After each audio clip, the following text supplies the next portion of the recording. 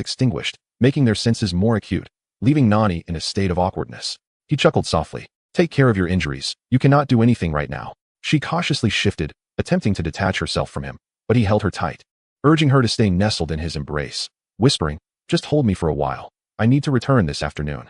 Xiao Jinghua spoke a few words regarding the old man seeking specialists for Nani, but she listened in a daze, her mind elsewhere.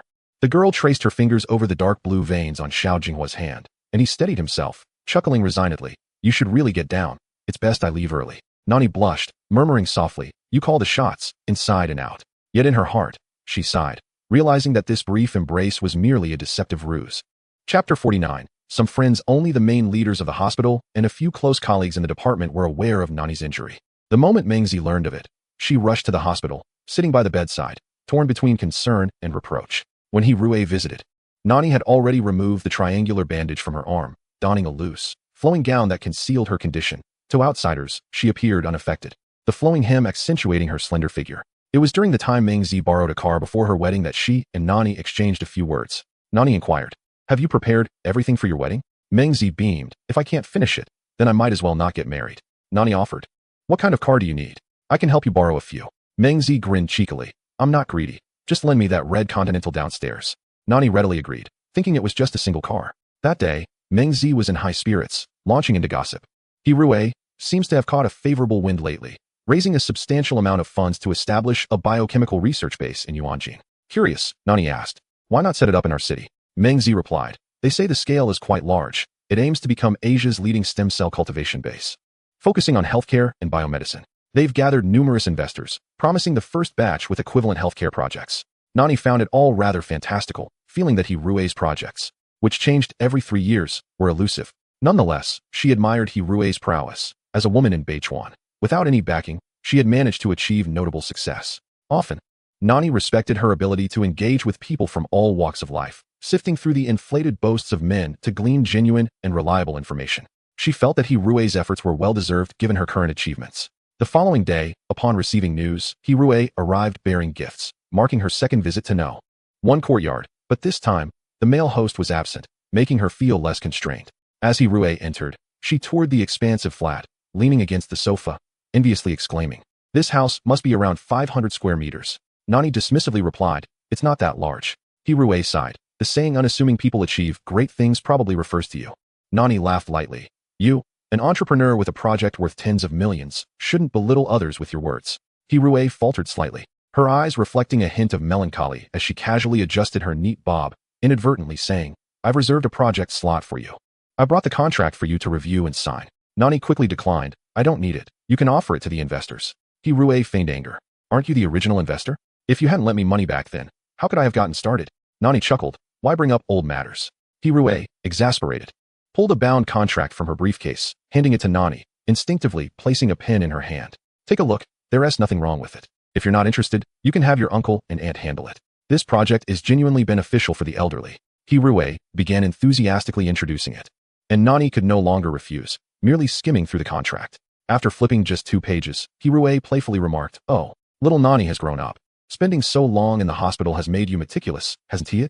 Look how careful you are. Nani shot her a glare. It's not that I don't understand. You're the one who asked me to look at it. Where do I sign? Rui flipped to the last page, pointing to the signature line. Right here will do. Subsequently, she retrieved a red ink pad from her bag, awaiting Nani to press her hand upon it, akin to a contract of servitude. Nani felt a peculiar unease within her heart, a sense of instability. At that moment, Zhang Ma's voice echoed from the entrance. Qingru has arrived. Soon after, the voice of Xiao Jinghua's mother followed.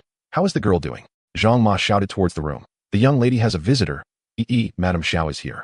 Nani hastily rose from the sofa, adjusting her half-draped scarf, only to see Liao Qingru accompanied by a female nurse entering the living room.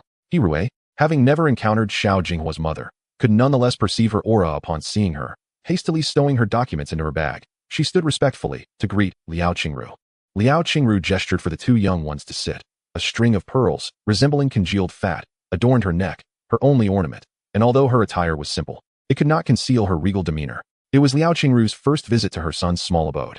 She cast a cursory glance around and amicably suggested, why not move to the courtyard for your stay? With so many family members, it would be more convenient to care for you. Nani, recalling past events, felt inevitably constrained and politely declined. Auntie, it's not serious. I will be back to work in a couple of days.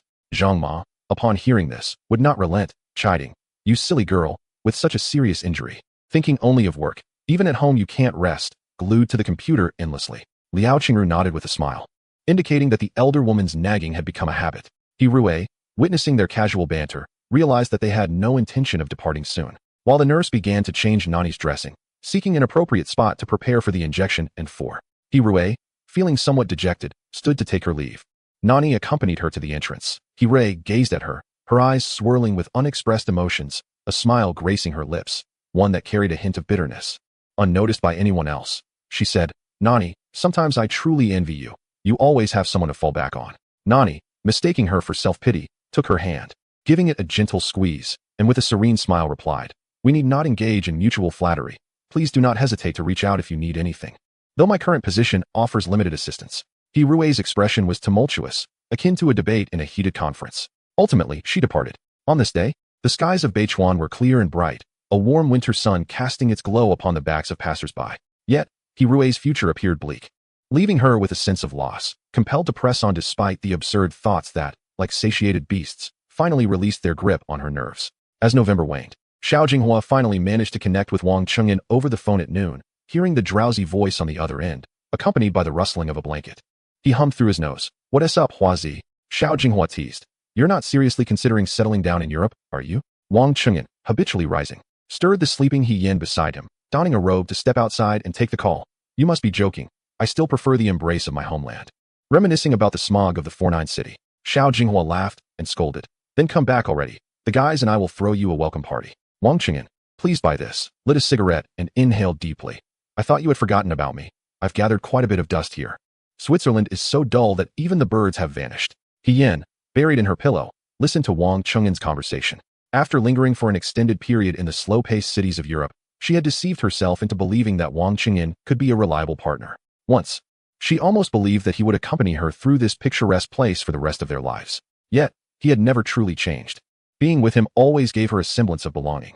After finishing the call, Wang Chengyan appeared markedly cheerful. He rinsed his mouth and returned to the bedroom. Lying beside He Yin, brushing her hair aside, his warm, moist lips teasing her face. The girl could no longer maintain her composure, eyes closed and laughter bubbling forth.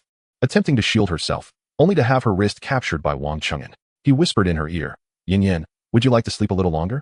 November in Switzerland was far colder than back home. With snow falling continuously, the sound of it rustling outside the window was almost audible. In the presence of this familiar man, He Yin felt as if she were a novice in matters of the heart. Every flutter of her nerves and heartbeat resonated upon her delicate skin. She could not bear to meet his gaze, fearing the sharpness of a hunter's eyes, while she remained the prey. Yet, the girl found herself instinctively wrapping her arms around his strong, elongated waist. The heavy European drapes obscured all morning light, with only a dim bedside lamp casting a warm, ambiguous glow. He Yin found it hard to suppress her swallowing. Wang Chengyan's charming smile and velvety voice seemed to imbue him with an unusual patience. Yet, He Yin posed the timeless question that women often ask in bed. "Chengyan, do you love me?" Wang Chengyan smirked, his voice and fingers tantalizing her heart, his words sounding like a sweet temptation. "Yin Yin, come back home with me." To return with him would mean that all the dreams beneath the Swiss snow-capped mountains were merely ephemeral illusions. In his eyes, his affection for her and desire to keep her close distinguished him from others. He had uttered a few token sweet nothings, hastily and carelessly, yet they sounded pleasant when spoken by him. Her thoughts lingered on Wang Chengyan's words. If he truly cared even a little, he would attempt to retain her, though his sincerity was lacking. Chapter 50. Where in life do we not meet again in the final week of November, under the baptism of the capital market? The Shin family drew the curtain on an era. Ultimately, Xiao Jinghua refrained from submitting the top-tier materials from Zhang Zhongquan, preserving the last semblance of dignity for the Shin family. On an ordinary workday, both families, accompanied by their respective lawyers, officially signed the equity transfer contract, relinquishing the reins of power, with the idle prince not faring too poorly. As the ceremony concluded, both parties parted ways. Shen Jinyan, with one arm in a cast and a triangular bandage around his neck, bore a rather comical appearance, his face still marred by bruises. Before exiting, Shen Jinyan cast a peculiar smile at Xiao Jinghua, the depths of their animosity unknown, yet the power of money held a subtle influence, allowing former rivals to smile amicably in each other's presence. Nani's case was tentatively set for observation. There was potential for a good recovery. Or perhaps a tendon repair could be performed during the removal of the fixed steel nails, sparing her the agony of undergoing surgery twice. After 12 uninterrupted years of medical study, Nani suddenly found herself with a considerable amount of free time. which felt rather uncomfortable. Finally, at the beginning of December, she returned to her small hometown. During this time, Xiao Jinghua was preoccupied with rejuvenating the group, ushering in the new while bidding farewell to the old. Although he was particularly uneasy, he had no choice but to arrange for Xiao Gang to drive back with a car full of lavish gifts. Nani thought it was excessive to bring a heap of presents, and to top it off, he drove back in such a conspicuous vehicle. She spent the journey pondering how to address her parents. After staying at home until the next day, she awoke early to admire the sunrise over her small town, only to unexpectedly encounter Qiao Zishan, the popular young star, Qiao Luo, who had returned to visit his family. In the quaint, old-fashioned two-story house, the courtyard wall between their families was only chest-high. Qiao Luo gazed at Nani, who stood bathed in light, accustomed to the glamorous appearances of the entertainment industry. He found this infuriating classmate still embodied the serene essence of their childhood, untainted and exuding a natural warmth, her inherent confidence a testament to her exceptional accomplishments in academia. At this moment, Nani was on the phone with Xiao Jinghua before the morning meeting. Hearing Qiao Luo call her name, she turned in surprise, the call still ongoing. Nani warmly responded, "Qiao Zishan, you're at home, too." Her voice flowed through the phone line, while Xiao Jinghua, seated in his office chair, furrowed his brow, feeling an odd familiarity with the name. Coincidentally, Chen Qinghua, a civil servant from the corresponding unit, was present, sitting on a nearby sofa, listening intently to every word Nani uttered. Today, Chen Qinghua's mind was particularly sharp, and as if struck by inspiration, he gestured, "That male star." At this moment, he heard Nani excitedly say, "I won't talk to you now, I'll call you later." The call was abruptly disconnected, and as Xiao Jinghua withdrew a cigarette, it paused on the dark wooden desk, prompting him to reflect on the serendipity of life. This northern town was 7 or 8 degrees colder than Beichuan. Xiao Luo easily vaulted over the low wall and walked straight to Nani. The boy's radiant smile outshone the blossoms, and he possessed an ethereal charm. With his innate feminine features refined by the entertainment industry, he appeared even more exquisite.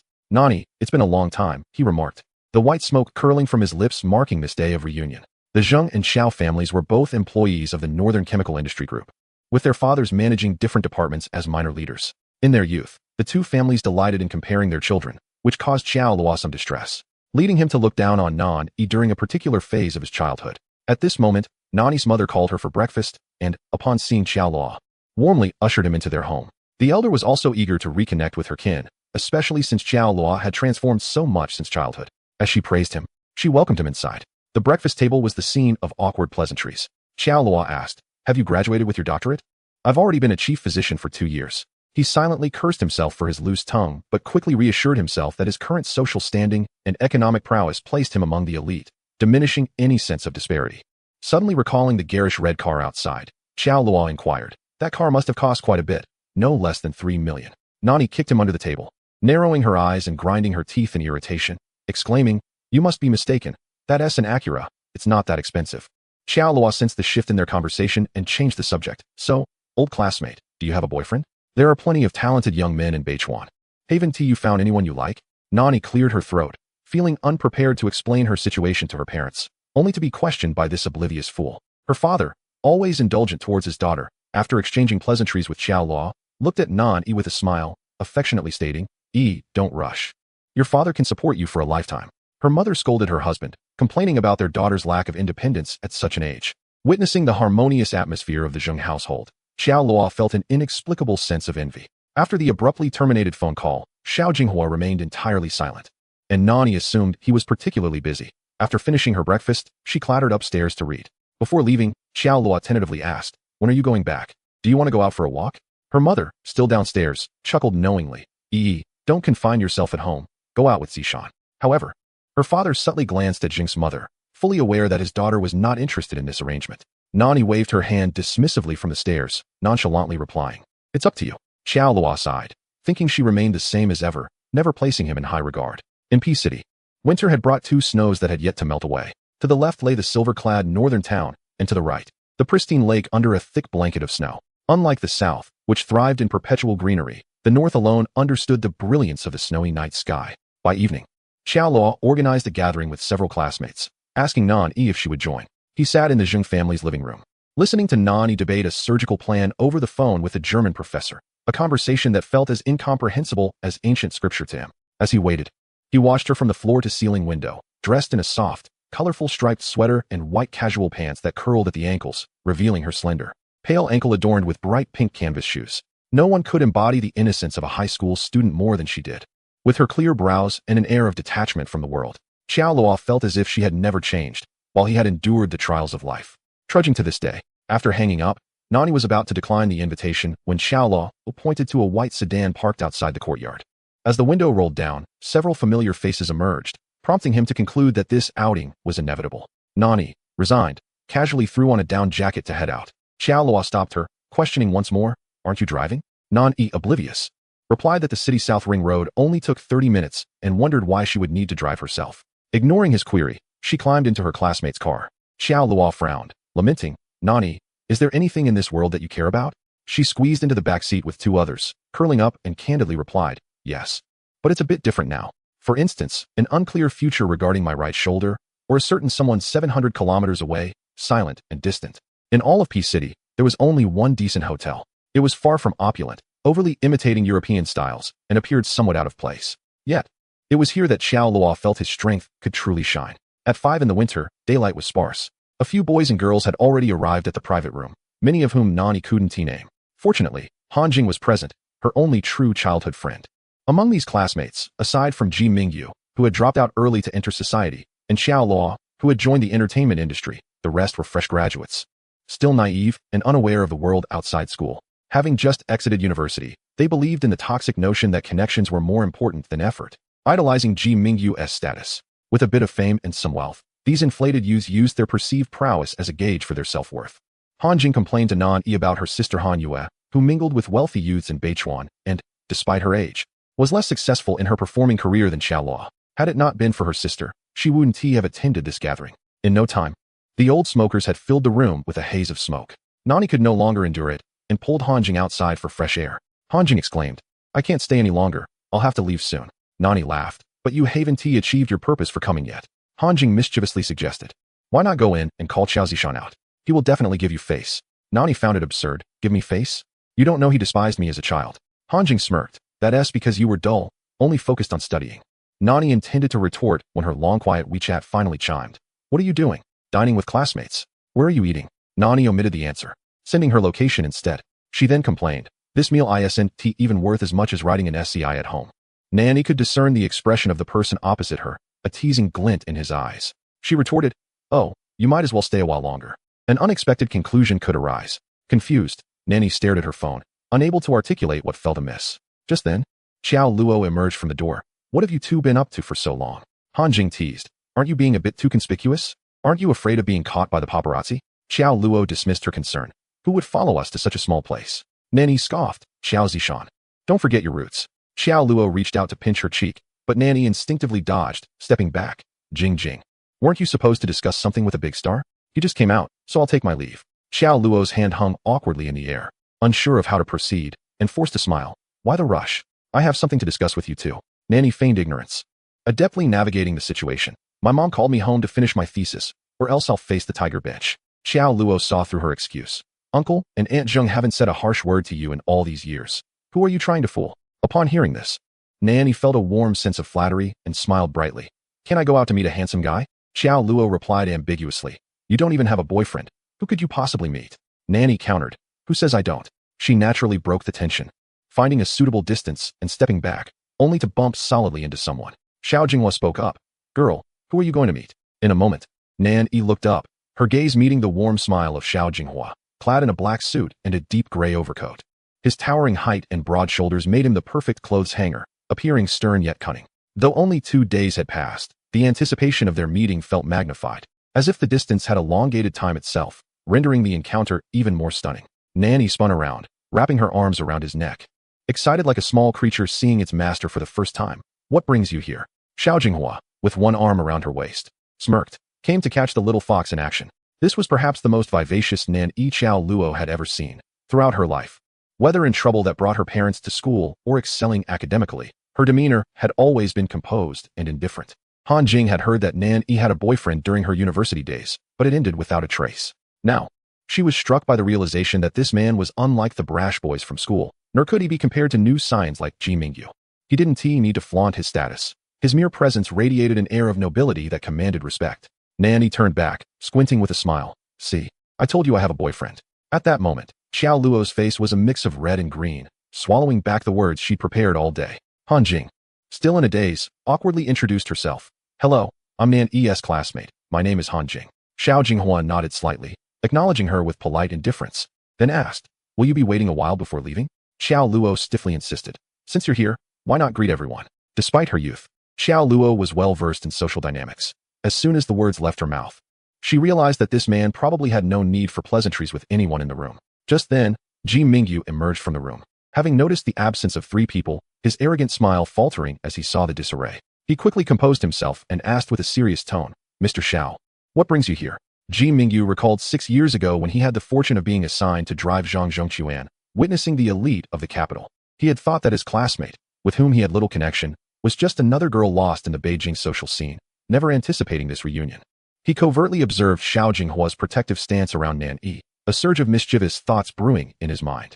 Xiao Jinghua, having no recollection of Ji Mingyu, responded with a mere, I'm here to take my girlfriend home. The half-open door of the private room released a thick cloud of smoke, drawing curious gazes from all the classmates. Nanny felt slightly embarrassed and decided it was time to leave, peeking in to say, everyone, I'm heading out. We'll keep in touch.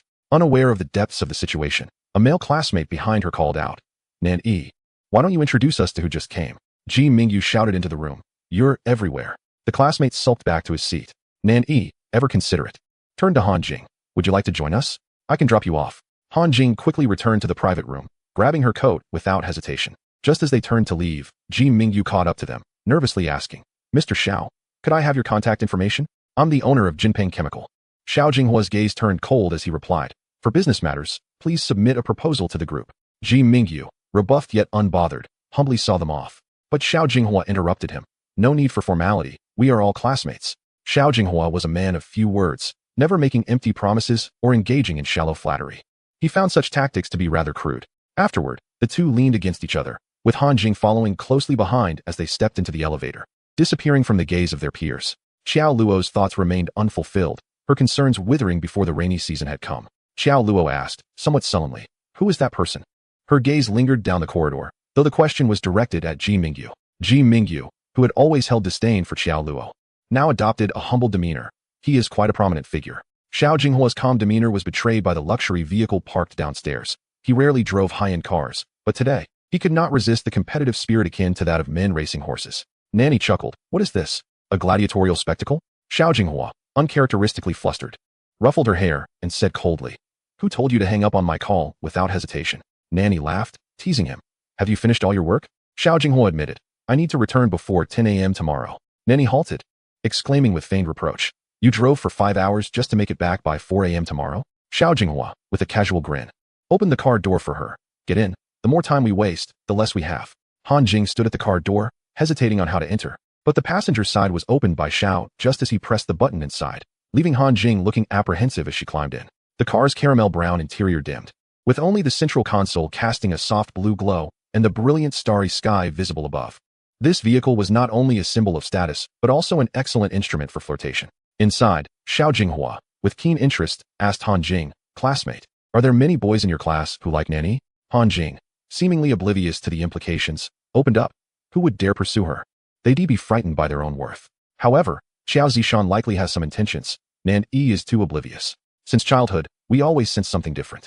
Xiao Zishan is handsome, and many girls like him, yet whenever he sees Nan Yi, he wears a stern expression. Nan Yi coughed from the back seat, while Han Jing, oblivious to the signals, continued. Now that he is famous and his worth has risen, they say wealth brings confidence. He should feel less inferior when seeing Nan Yi now. Han Jing turned her head, speaking animatedly until she noticed Xiao Jinghua leaning back, squinting at the central console, coolly remarking, oh, the popular young star, a promising talent. Quite intriguing. Han Jing felt a chill at his demeanor. Chapter 52, a 700-kilometer quest for justification. After dropping off Han Jing, the car headed towards the finest hotel in the city. Nan Yi, using Han Jing as a shield, deceived Zheng Mu over the phone, while Xiao Jinghua sat beside her, his long arms hanging down. One hand found its way to her curled pant leg, effortlessly grasping her ankle, his thumb caressing it rhythmically. Nan Yi shot him a sidelong glance, her eyes filled with ambiguous warning, but he merely smiled, exuding an air of brazen confidence. Once the call ended, Xiao Jinghua asked languidly, have you always lied like this, sneaking out to meet young boys? Nan Yi kicked at him, her foot landing on his black trousers, leaving a smudge of white dust. He chuckled, unfazed, brushed himself off, and took her hand again, holding it firmly in his palm. The car came to a stop at the hotel's main entrance, and the doorman hesitated, unsure whether to open the door. In a four-line city, there were no five-star international brands. Local establishments imitated the opulence of metropolises, but only skimmed the surface, blending Chinese decor with Western landscapes, neither entirely foreign nor wholly domestic. By the time they checked in, it was already past 10 in the evening, with only a few lights remaining in the residential areas, while public spaces retained a handful of steadfast bulbs. After bathing, Xiao Jinghua donned a bathrobe and made a phone call in the living room. A cigarette butt pinched between his index and middle fingers, emitting a bluish-purple haze that filled the air. Nan Yi thought the smoke he inhaled was nothing like the harshness of the boys from that evening. The open robe revealed his well-defined chest and enticing curve. On the way back, he did not mention the gathering, leading Nan Yi to believe he had forgotten about it. Nestling close to him with a pillow, her presence momentarily interrupted his work-related conversation. He glanced at her with amusement, extinguishing the cigarette in the crystal ashtray, and casually placed her legs on his knees. Leaning back against the sofa, his hand moved up and down, reminiscent of a rowing paddle. Suddenly, peculiar sounds echoed around them, startling both. On the other end of the line, Bai Huanming sensed the oddity and teased. "You didn't drive 700 kilometers just to watch an action film, did you?" Xiao Jinghua glanced at the person beside him. Her embarrassment was not solely due to the suggestive noises, but also because of the suite, which was merely superficial. Xiao Jinghua replied slowly, "Do I really need to watch such things?" Bai Huanming chided, "Could you be a little more discreet?" "Well then, I shall not delay your romantic evening." Xiao Jinghua's final remark was a sardonic, small-minded people prosper. At that moment, Nan Yi felt exasperated, realizing the high price for such low-quality entertainment, which indeed brought shame to her hometown. After ending the call, Xiao Jinghua regarded her with keen interest, making Nan Yi's spine stiffen. She stole a few glances at him before lowering her gaze, fiddling with the white pillow in her arms. The neighbor's voice fluctuated, heightening Nan Yi's anxiety, while the man's gaze intensified. He pulled the pillow from her grasp, cradling her waist and lifting her onto his lap, narrowing his eyes at her. He observed her flushed cheeks, then teasingly nibbled on her earlobe, applying sudden pressure as if to chastise her. Nan Yi pushed him away, frowning and crying out in pain. He questioned aggressively, "How is it that you are so fortunate?" It dawned on Nan Yi that he had not forgotten about Xiao Luo. He was now intent on reclaiming what was owed. She looked up at him, raising the corners of her mouth. "You can't possibly be jealous, can you?" Xiao Jinghua retorted with a question of his own. Who was it that claimed never to attend class reunions? Nanny tilted her head, the white floor lamp casting a serene glow on Xiao Jinghua's profile. His Adam's apple formed a sensuous curve, and his jawline tightened with seriousness. Yet his eyes betrayed him, revealing an abundance of unspoken affection. She understood that this man had traversed 1,400 kilometers today to confront her. She playfully leaned in, resting her hands on his shoulders, soothingly coaxing, "So, tell me, what can I do to placate you?" Xiao Jinghua raised an eyebrow, finding the girl before him overly sweet. Though he tried to maintain an air of indifference, it was futile. He gave her a light smack on the backside as a warning. "I came all this way just to hear you brush me off?" Nan Yi chuckled softly, leaning closer to him, her nose grazing his cheek, lightly brushing against his lips, and tilting her head to meet him. But she sighed despondently in his ear. "Xiao Jinghua, you should comfort me. I've missed you so much at home. Why is it that after just a few days apart, I yearn for you even more?" A man who traveled 1,000 miles seeking answers was now being asked to soothe her. At that moment, Xiao Jinghua smiled contentedly, his earlier frustrations dissipating instantly. He leaned in for a deep kiss, the antique floor clock ticking rhythmically, matching the powerful beats of his heart. He kissed her fervently, as if staking his claim. After a long while, he finally paused, gazing down at her, her fair skin flushed with a rosy hue. She timidly asked, "Are you still angry with me?" Xiao Jinghua feigned a stern expression, though his tone was tender. "When did I ever get angry?" Nan Yi playfully urged, "Go take a look in the mirror." He ignored her, instead tucking her into the blankets, allowing her to take advantage of him with her playful words. The exhaustion from his day's efforts crept into the corners of his eyes, and his ragged breathing gradually steadied. He pulled her close, lazily murmuring, "Next year, there will be significant changes in the market. I might be very busy and won't have time to keep an eye on these young stars. I must leave in a hurry tomorrow and cannot visit your family. Apologize to the elders on my behalf, and we will choose a day to formally visit and discuss the engagement." Nan Yi looked up at him, only to see him with his eyes closed, relaxing. She ventured, "Why have you suddenly become so busy?" He rarely explained the situation to her. "We are a super energy importing nation, and international crude oil prices directly affect our economic landscape. As we grow stronger, we will attract severe sanctions from the Western world. Next year should be a turning point. We are fighting a financial war and must have sufficient strength to withstand global upheavals. Our relative, Xiao Guanying, is currently in the Ministry of Foreign Affairs, engaging in strategic negotiations with major nations. Only when we are powerful enough to sit at the negotiation table and directly counter foreign nations can we truly hold our heads high in international dealings." She had not anticipated such an extensive discourse from him, and she responded in agreement. When will that be achieved? Perhaps she wanted to ask how long he would remain busy, as it seemed that most of their time together since they met had been spent apart. Xiao Jinghua chuckled lightly. Building arms and boosting the economy will eventually come to fruition. His laughter was light, yet his words carried an undeniable conviction. Nan Yi rarely heard him speak of work, as if it solely involved endless bureaucratic documents and convoluted graphs on a computer screen. Yet she did not comprehend that during the development of the 3 major oil companies in the country, their influence was crucial. She began to grasp the true significance of their birth under the red flag, realizing that the mission they bore was never merely a few lines of large print in newspapers. Her heart stirred inexplicably as she pressed against him, clearly hearing the rhythm of his heartbeat, synchronizing with the ticking of the floor clock in the living room. He lifted his eyelids, chuckling softly. It seems you have no desire to sleep. She murmured like the misty rain of Jiangnan. Shall I help you with that? In the darkness, Xiao Jinghua gazed into her eyes, which shimmered like water. His voice was notably lower than usual, filled with endless yearning. Chapter 53. The Cullinan Star. After a moment's hesitation, she stammered softly, I don't think it hurts as much anymore. Xiao Jinghua kissed her forehead, teasingly remarked, your daily game of coyness is quite masterful. Nanny protested, I am not. She turned over, leaning against him, irritatedly stating, I am merely being kind. Xiao Jinghua conceded, all right, I understand. His warm palm glided over her arm, intertwining their fingers. His humid lips trailed down her neck, and he asked in a deep voice, how many years have we known each other? 7 years, why? He grinned mischievously, and how long have you known that classmate? She recognized his playful tone and feigned indifference. I don't know. The warmth of his breath lingered by her ear, but suddenly, a chill from his fingertips jolted her senses. A ring, the size of a pigeon's egg, was slid onto her finger by Xiao Jinghua. As she attempted to sit up to inspect it, she was gently pushed back into the soft bed. His melodious voice, tinged with magnetism, was intoxicating. We'll look at it tomorrow. I bought your first 24 years with this. Consider it a down payment. No one will know you better than I do. She surrendered to his kiss, her heart racing, caught in a whirlwind of emotions, and murmured in a tender resistance, a ring is supposed to buy my past life. Xiao Jinghua's lips brushed against her ear as he whispered, indeed, a ring.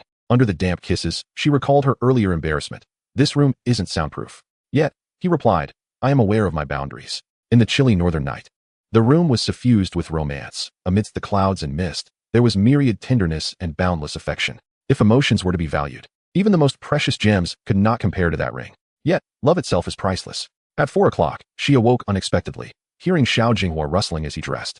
Seeing her lazily turn over and sit up, legs curled, leaning against the headboard, she murmured, I want to go back with you. Xiao Jinghua chuckled and moved closer to embrace her, his pristine shirt and meticulously tailored suit cradling her hand in front of her. Only then did she notice the dreamy pale blue diamond, reminiscent of the sky after rain, truly the size of a pigeon's egg. Nan Yi, unfamiliar with gemstones, nonetheless recognized its allure, asking, is this expensive? Xiao Jinghua replied lightly, not at all. If lost, I can simply buy another. Nan Yi nestled in his embrace, relishing the unique scent of wood, for parting is always particularly hard for lovers. Xiao Jinghua gently massaged her shoulder, softly coaxing, be good, spend time with your parents. Once you start working, you will have no time. She reluctantly nodded against his shoulder, clinging to him, stirring feelings within him like water rippling after rain. Xiao Jinghua pressed his lips together, whispering sweetly, I love you. As fatigue washed away like receding tides, she lifted her gaze to him, where a vast depth of affection resided. Xiao Luo's schedule was quite packed, and his management company urged him to return swiftly. When Nan Yi, unaware, bid farewell to Xiao Luo with the conspicuous Cullinan star, Xiao Luo, accustomed to attending jewelry exhibitions, furrowed his brow, observing the diamond for a long time, and forced himself to ask, did he give this to you? Nan Yi spread her fingers, the sunlight reflecting the pure blue waves of light, sparkling and translucent. And she giggled, what's the matter? It's not expensive. In the courtyard before her home, with its gnarled vines and ancient trees, there was no sense of desolation.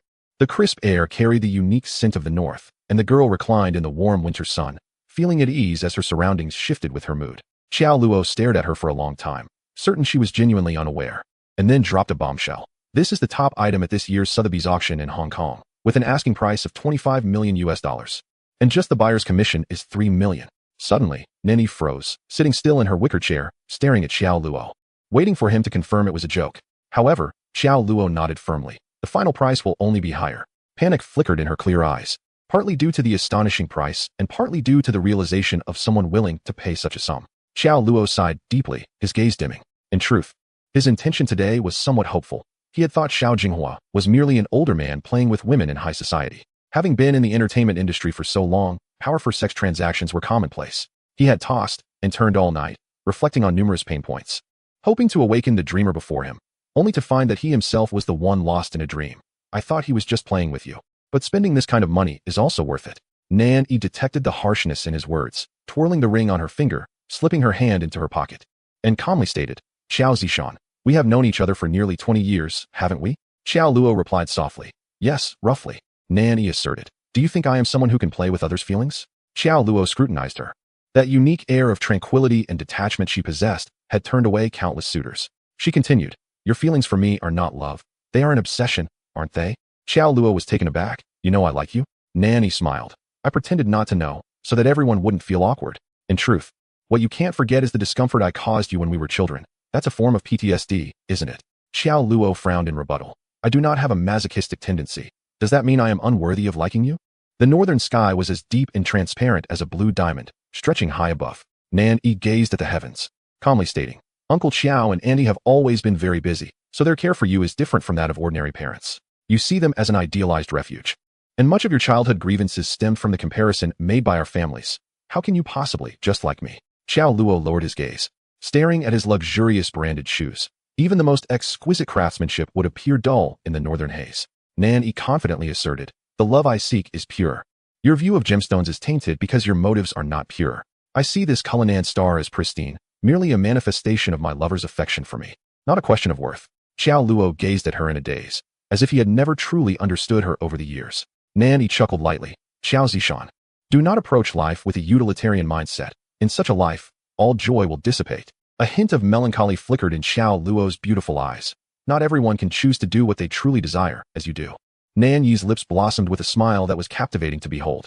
She remarked, last month, I treated a patient with osteogenesis imperfecta. You might not understand.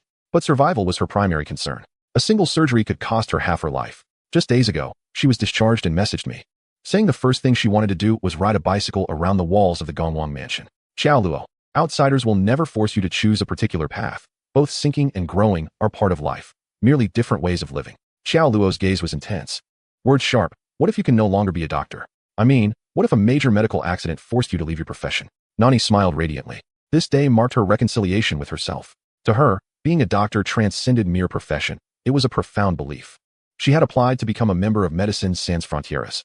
Apologies to Xiao Luo, but even if I cannot attain the esteemed title of a renowned professor, I shall undoubtedly be a healer dedicated to saving lives. Chapter 54. The one who resides in my heart since the gunshot incident in November. It seemed that all the eminent trauma specialists in the nation had been thoroughly exhausted by Xiao Jinghua. It was not until Xiao Jinghua's grandfather found him a suitable elderly professor that he shifted from casting a wide net to singularly tormenting one individual. During that time, whenever he could spare a moment, he never left Nani's side. At the slightest hint of something amiss with her, he would call the professor, inquiring about various concerns. This became so exaggerated that the elderly gentleman eventually had to gently advise him over the phone to remain calm, assuring him that it was not a significant issue. One could surmise that the old professor believed that young Xiao was somewhat obsessed. On one occasion, after Nani had let her arm hang for too long, causing the wound to become slightly swollen and red, Xiao Jinghua called to ask, does she not need a cast? Nani, seizing the phone from his hand, politely apologized to the professor. After the call ended, she glared at Xiao Jinghua with indignation, arguing academically, I am not fractured. Why would I need a cast? Xiao Jinghua, grinning mischievously, pulled her into his embrace, teasing, what is wrong with a cast? Are you worried about your image? Fear not, I shall not mind how you look. Nani retorted fiercely, Xiao Jinghua, can you not understand? I will not wear a cast. Xiao Jinghua held her tightly, chuckling as he watched her animated gestures. After Mengzi's wedding, Nani languished at home for 10 days, and eventually, unable to bear the solitude, she petulantly inquired, may I go out for a stroll? Consequently, Xiao Jinghua drove her directly to the company, where, apart from meetings, he kept her under close watch. Nani, with a dejected expression, realized that it was merely a change of scenery from one room to another. With such a domineering presence supervising her, she would have preferred to stay home, where she could peruse literature online. In the spacious office of the chairman, the gentle winter sun pierced through the fog of Beichuan, casting a warm glow. After consuming a cup of coffee that did little to invigorate her, a wave of drowsiness enveloped Nani, who curled up on the sofa like a docile kitten, drifting into slumber. Meanwhile, Xiao Jinghua and several senior executives discussed strategies in the office, surrounded by numerous monitors filled with organizational charts of various business sectors. Suddenly, he stood up amidst the discussions, walked directly to the sofa, and cradled the small figure resting there, whisking her away to the inner resting quarters while his subordinates averted their gazes. In her hazy consciousness, Nani caught a glimpse of Xiao Jinghua bathed in sunlight, his cold yet proud features softened by a tender warmth.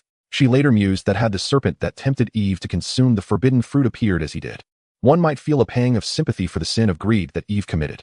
At the end of November, Wang Chunyan's private jet touched down on the homeland. During this period, a minor incident unfolded. Chen Xinghua found himself ensnared by a girl who threatened him with a video of their intimate moments. Coincidentally, his family had arranged a match for him with a suitable partner, and he dared not disclose this predicament to his family for fear of incurring his father's wrath. Wang Chunyan mocked his cowardice at the dinner table and resolved to resolve the matter swiftly the following day. Wang Chunyan, known for his decisiveness, quickly discovered that the girl was merely a schemer, aided by a man who posed as a weak and pitiful figure. Wang instructed his subordinates to bring a few intimidating men along, and after a few threats, the duo of con artists surrendered the video, leaving the girl trembling and the man pleading for forgiveness on his knees. Once the video was secured, they were promptly reported for extortion. On the phone, Chen Xinghua seemed aggrieved, grateful yet frustrated, as he remarked, "Bro, I'll remember this. I'll pay you back later." Wang Chunyan chuckled heartily. "Could you not be so melodramatic? Why didn't you inform Jinghua, allowing these two to act so brazenly for so long?" Chen Xinghua hesitated. He was too busy with the group to concern himself with such trivial matters. Wang Chunyan flicked the ash from his cigarette, smirking. "Why do you grow more pretentious with age? Hua has never treated his friends so." On a cold, gray afternoon, Wang Chunyan stood on the terrace of his villa. He Yin, from behind a window, heard his deep, piercing voice. "Women are for fleeting pleasures. Do not invest your heart." This chilling remark encapsulated the reality of their circle, where deep affection was often equated with madness. After returning from her honeymoon in Fiji, Mengzi brought a video camera to entertain Nani. However, as Nani watched, her spirits sank further. The azure waters, the dancing devil rays beneath the surface, and the vibrant schools of fish made her feel as though she had been left to languish in neglect. Xiao Jinghua approached her, noticing her wistful gaze fixed on the screen, and casually asked, "Do you enjoy the sea?" Nani turned to him with a sorrowful expression, pouting. "I just feel like I have never had the chance to travel." Xiao Jinghua teased, "I had planned to take you out during school, but you were always insisting on prioritizing your studies." Nani fell silent, her expression growing even more forlorn. As they spoke, they were surrounded by the lively atmosphere of the restaurant, yet it felt as if the bustling world had cast Nani aside, leaving her in a state of desolate solitude. Consequently, Xiao Jinghua, amidst his busy schedule, carved out a weekend to present her with 2 tickets to Hong Kong. He awkwardly explained, "My current status is somewhat special, and going abroad requires an application. Hong Kong has a sea as well, and it is close to Hainan. We shall explore there first and then venture overseas later." This occurred the day after their return from Peace City, on a bright afternoon devoid of the city's dryness and chill. Nani suddenly looked up at Xiao Jinghua, her eyes sparkling like the Cullinan diamond, as his affection shone through in his every gesture. He had never mentioned the exorbitant price of the vivid blue diamond he had purchased, only inquiring playfully, "You must prefer blue, right? Or perhaps pink? I assume you like blue. If you prefer pink, I can always buy another." While he vacillated between blue and pink, Nani's heart had already melted like gentle spring rain. On the eve of their departure, Nani, like a carefree child, nestled in bed, re-entering the battlefield of League of Legends, while Xiao Jinghua busily packed their suitcase. Although he had never served in the military, his meticulousness in organizing was akin to that of any soldier. During breaks from her game, Nani glanced into the suitcase and noticed he had packed a box of sanitary pads, causing her to blush suddenly. She casually asked, "What do you need that for?" Xiao Jinghua, recalling the 2 travel permits from the drawer, meticulously replied, "If I recall correctly, it should be around these days. If an unexpected situation arises and we cannot procure any, I would not want to see you cry." As he spoke, Xiao Jinghua sat on the edge of the bed, checking for any missing items. Nani abruptly tossed her phone aside, wrapping her arms around his neck from behind, tilting her head with a smile as she looked at him. He glanced at her, puzzled, and asked, "What trickery are you up to now?" Nani beamed, "I am loving you. It is a life sentence pronounced in the court of fate." Chapter 55. One's honey, another's poison. In the week leading up to their departure, Xiao Jinghua was overwhelmed with tasks that needed to be completed ahead of time, for time was of the essence. On Wednesday evening, Wang Chunyan held a gathering at his venue, inviting numerous dignitaries. Recently, Wang Chunyan has been engaged in several projects, discussing grandly in business settings. Yet the formalities give way to a more relaxed atmosphere in private, allowing for easier interactions. When Xiao Jinghua arrived, most attendees were already present, including the seemingly idle Nan Yi, who appeared unusually eager to participate in the men's gathering, perhaps out of sheer boredom, even if it meant jesting with Chunyan. Everyone, including a few leaders from relevant departments, mingled in the spacious reception area, conversing casually. As the attendant opened the door to the private room, Xiao Jinghua observed the crescent-shaped leather sofas, where men occupied one side and women the other. Nan Yi, however, sat in a secluded corner, leaning against a high-backed chair. Her head bowed as she intently applied nail polish. After 3 years in the industry, she seemed to have bid farewell to such feminine pursuits, now enthusiastically embellishing her nails. As everyone rose to greet him, Xiao Jinghua nodded slightly, indicating that they could take their seats. Wang Chengyan then directed the attendants to usher everyone into the largest dining room. Xiao Jinghua approached Nan Yi from behind, playfully tickling her waist. Initially, she struggled to use her right arm, painting her nails with her left hand, but his antics caused her hand to tremble, smudging the polish outside the lines. Caught off guard, she forgot they were in public, glaring at him with a fierce expression. Xiao Jinghua, look what you've done. You've made a mess. At that moment, only a few remained in the reception area. Goulet, still fixated on Nan Yi's earlier singing performance, was astonished to witness this unexpected display, wondering if Xiao Jinghua would react angrily. He Yin, seated among the crowd, approached, glancing at Nan Yi's delicate fingers, one of which bore a smudged nail. Meanwhile, Nan Yi tugged at Xiao Jinghua's sleeve, demanding reparations. He Yin intended to assist Xiao Dong in smoothing things over, saying, "Sister Nanny, let me help you with that." However, she noticed Xiao Jinghua's affectionate smile as he pulled her closer, using his knees to pin Nan Yi's legs gently against the marble bar. Retrieving a small bottle of nail polish. What seems to be the issue? Allow me to touch it up for you. The dark red of the cherry polish spread across her pale fingers. Wang Chengyan, wrapping an arm around He Yan's shoulders, returned to the sofa, teasing. "You two are holding us up. We're just waiting on you." Xiao Jinghua paid no mind, lowering his head, squinting against the overpowering chemical scent while meticulously applying polish to each nail. Goulet had seen Xiao Jinghua in various settings, but was taken aback by this display. Sitting beside Wang Chengyan, he quietly murmured, "Is this for real, a sister-in-law?" Since the shooting incident, Wang Chengyan's attitude towards Nan Yi had undergone a significant transformation, candidly stating, "Is there any doubt about her being a sister-in-law?" He Yin turned her head, unable to hide her envy at the couple's overly affectionate interaction. Wang Chengyan playfully turned He Yan's face toward him, saying, "Don't look, they're intoxicating." The last two departing women, dressed in exquisite gowns, dared not stare directly, but could not resist glancing sideways. Some affections can be feigned. They excel as performers, switching partners for a heartfelt tune. Yet, some affections need not be acted, as they appear too insincere to others, embodying genuine emotion. Their scrutinizing gazes were largely driven by the presence of Xiao Jinghua. While Goulet's disbelief stemmed from the seemingly frivolous nature of women in their circle, wondering how one could be so spoiled. A shared dining table remained vacant at the top, and Xiao Jinghua, hands still adorned with nail polish, took his seat at the lower end of the main position.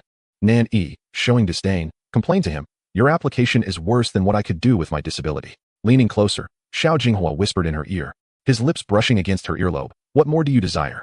Her eyes sparkled with mirth as she elbowed him, softly murmuring, "Why don't you sit at the main position?"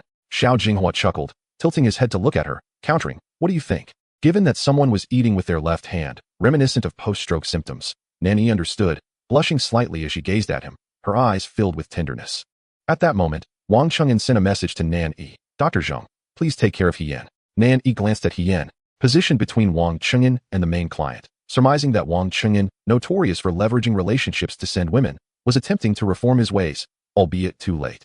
Though Chengyan was a wild card, there comes a time when one must temper their nature and earn acceptance within their circle. Hence, today, the main client seemed to have his sights set on He Yan. In a flirtatious tone, Nanny leaned closer to Xiao Jinghua, asking softly, "Is there anyone at this table I should be wary of?" He shook his head with a smile, responding, "What mischief are you up to now?" She returned to her seat, their fingers entwined beneath the table, and called out playfully, "He Yan, come sit with me." This necessitated a reshuffle of seats. Leaving He Yan blushing as she stood awkwardly, Nanny nudged Xiao Jinghua, instructing, "You go sit in He Yan's spot." Reluctantly, Xiao Jinghua rose, teasingly brushing his finger down her nose, the elegant curve of his fingers akin to a delicate fan. He grumbled, "You ungrateful little thing." He then relinquished the position to He Yan, advising her to look after Nanny, as her hand was inconvenient. He took the main seat at the end of the long table, truly the solitary position. The meal proceeded harmoniously. Though the Michelin-starred service involved a Western-style dining experience with cutlery, but no chopsticks, Nan Yi, feeling somewhat handicapped, gazed longingly at the steak on her plate, ultimately resigning to slouch in her chair, abandoning her struggle. The men's conversation bored her. Just as she reached for her phone to start a game, He Yan replaced her plate with a portion of steak that Xiao Jinghua had cut for her. Xiao Jinghua's smile held a hint of ambiguity, his eyes seemingly conveying, "You forsake me, yet I still take care of you without grudges." Accepting the plate with a sense of entitlement, Nan Yi beamed under the bright spotlight above, positioning He Yan between them as if she were a guiding light. In this welcoming banquet, amidst a circle that reveres pure love, they cherished a rare and sincere affection. The attendees, all astute individuals, observed everything with keen eyes, yet only He Yan remained distracted throughout the meal. Her thoughts diverged sharply from Wang Chengyan's intentions. He aimed to leverage resources and foster familiarity, while she pondered why he had placed her in such an awkward situation, all the while discussing business without a care. Wang Qingyan believed that with Xiao Jinghua present, no one would dare slight Dr. Zheng, thinking that He Yin would fare better by his side than by his own. Yet, He Yin mused that despite Xiao Dong's esteemed status, he could protect his woman to such an extent, while she was now cast aside like refuse. Thus, as the wine flowed and the gathering began to disperse, only a few closest individuals remained. He Yin and Wang Qingyan found themselves embroiled in the fiercest argument they had ever experienced. Wang Qingyan, who rarely debated with women, spoke bluntly, while He Yin passionately defended her stance. The unresolved tensions buried deep within their hearts became evident. Wang Qingyan, though indulgent and lenient, could not bear her airs of superiority. A lament echoed. Wang Qingyan, you heartless wretch. An icy disdain followed. You truly know not what is good for you. Ultimately, Nanny was pulled back home by Xiao Jinghua, and by the time they departed from the venue, the night had deepened. Sparse stars twinkled faintly against the pale moon, and wisps of clouds drifted lazily. A group of gentlemen awaited downstairs for quite some time, finally catching sight of Xiao Jinghua as he exited the establishment. In the realm of the elite, the hierarchy is mercilessly magnified through various nuances. For instance, as long as the host remains seated, these individuals must exhibit courteous humility, graciously seeing their guests off. Thus, a cluster of young women clutching designer bags stood coldly, stamping their feet. At that moment, Xiao Jinghua emerged through the main entrance, leading his companions. The first gentleman approached with feigned warmth, inquiring, Chairman Xiao, having indulged in drinks, how will you return? Xiao Jinghua replied nonchalantly, my spouse can drive. You all may head back. At this moment, Nanny stood by the car door, clad in a cozy, fluffy rabbit fur sweater and fitted black jeans, exuding the essence of a diligent student. Her marten boots unconsciously scuffed the pebbles beneath her feet as she gazed at Xiao Jinghua with a hint of dejection. Did I ruin everything, causing them to argue so fiercely? He gently ushered Nan E into the passenger seat, tousling her hair with a light chuckle. Are you foolish? They would have quarreled sooner or later. Xiao Jinghua mused that such a fierce dispute was a rare occurrence for Cheng'an, perhaps even a blessing in disguise. Leaning back in the passenger seat, he lowered the window slightly, exchanging pleasantries with the departing guests. It's cold. You should all head back. The others continued to flatter him. Please take your time. As the car exited the secluded villa area and merged onto the main road, Nan E remained troubled. Was it something I did that made He Yin uncomfortable? Xiao Jinghua turned to her, observing her graceful neck held high, her unwavering focus on the road ahead, devoid of any semblance of a seasoned driver.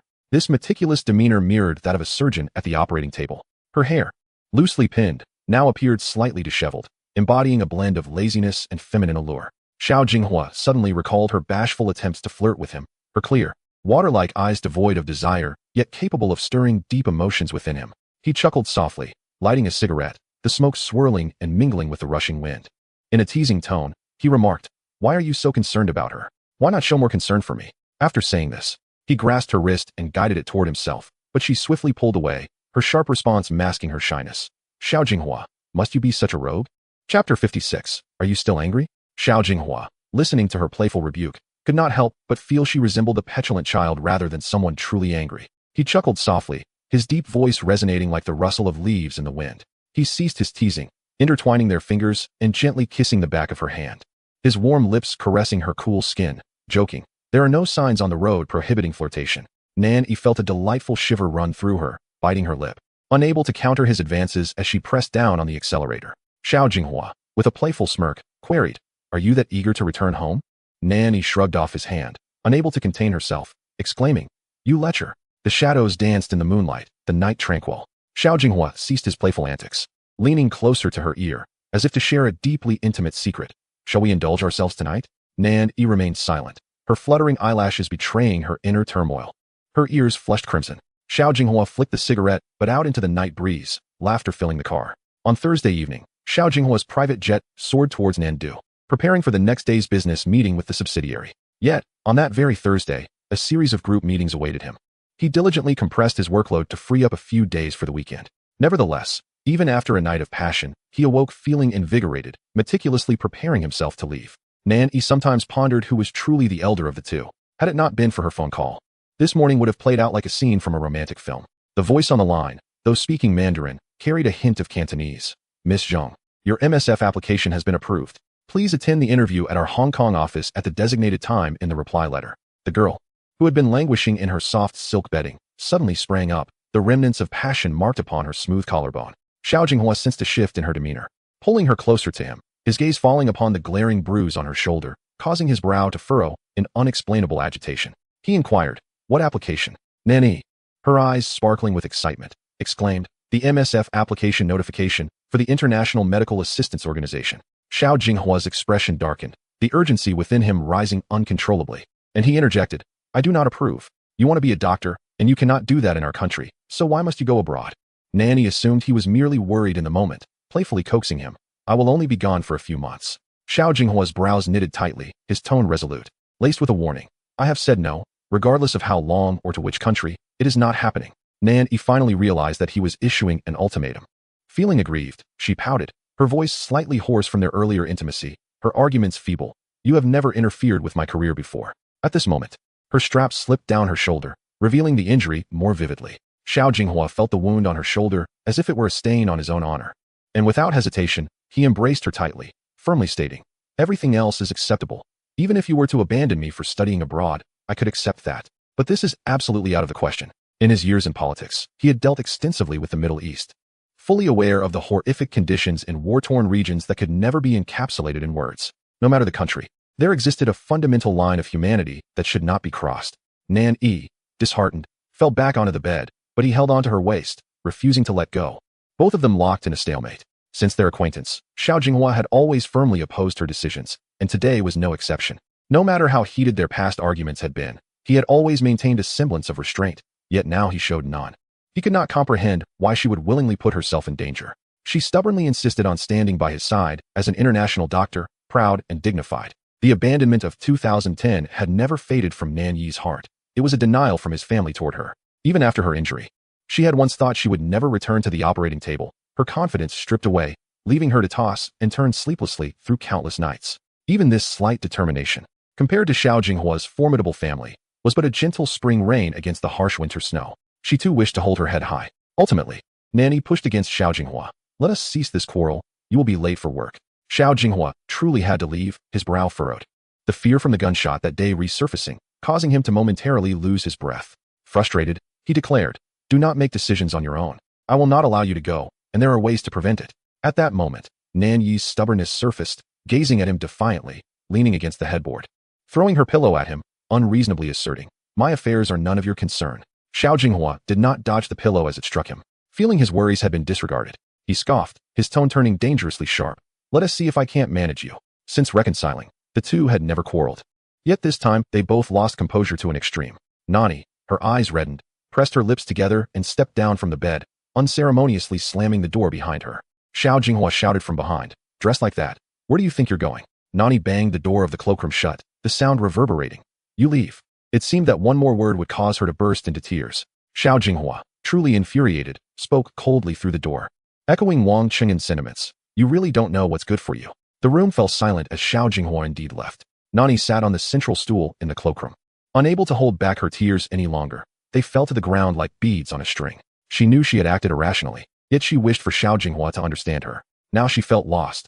Her right arm ached with every lift, uncertain of how much it would heal. Maintaining a calm demeanor was easier said than done when faced with reality. Dejected, Nani sought refuge at the Chinese Academy of Sciences at noon, pathetically asking Wan Xinqing to treat her to a meal. As dishes were served one after another, Wan Xinqing, observing Nani's troubled expression, directly inquired, what troubles you?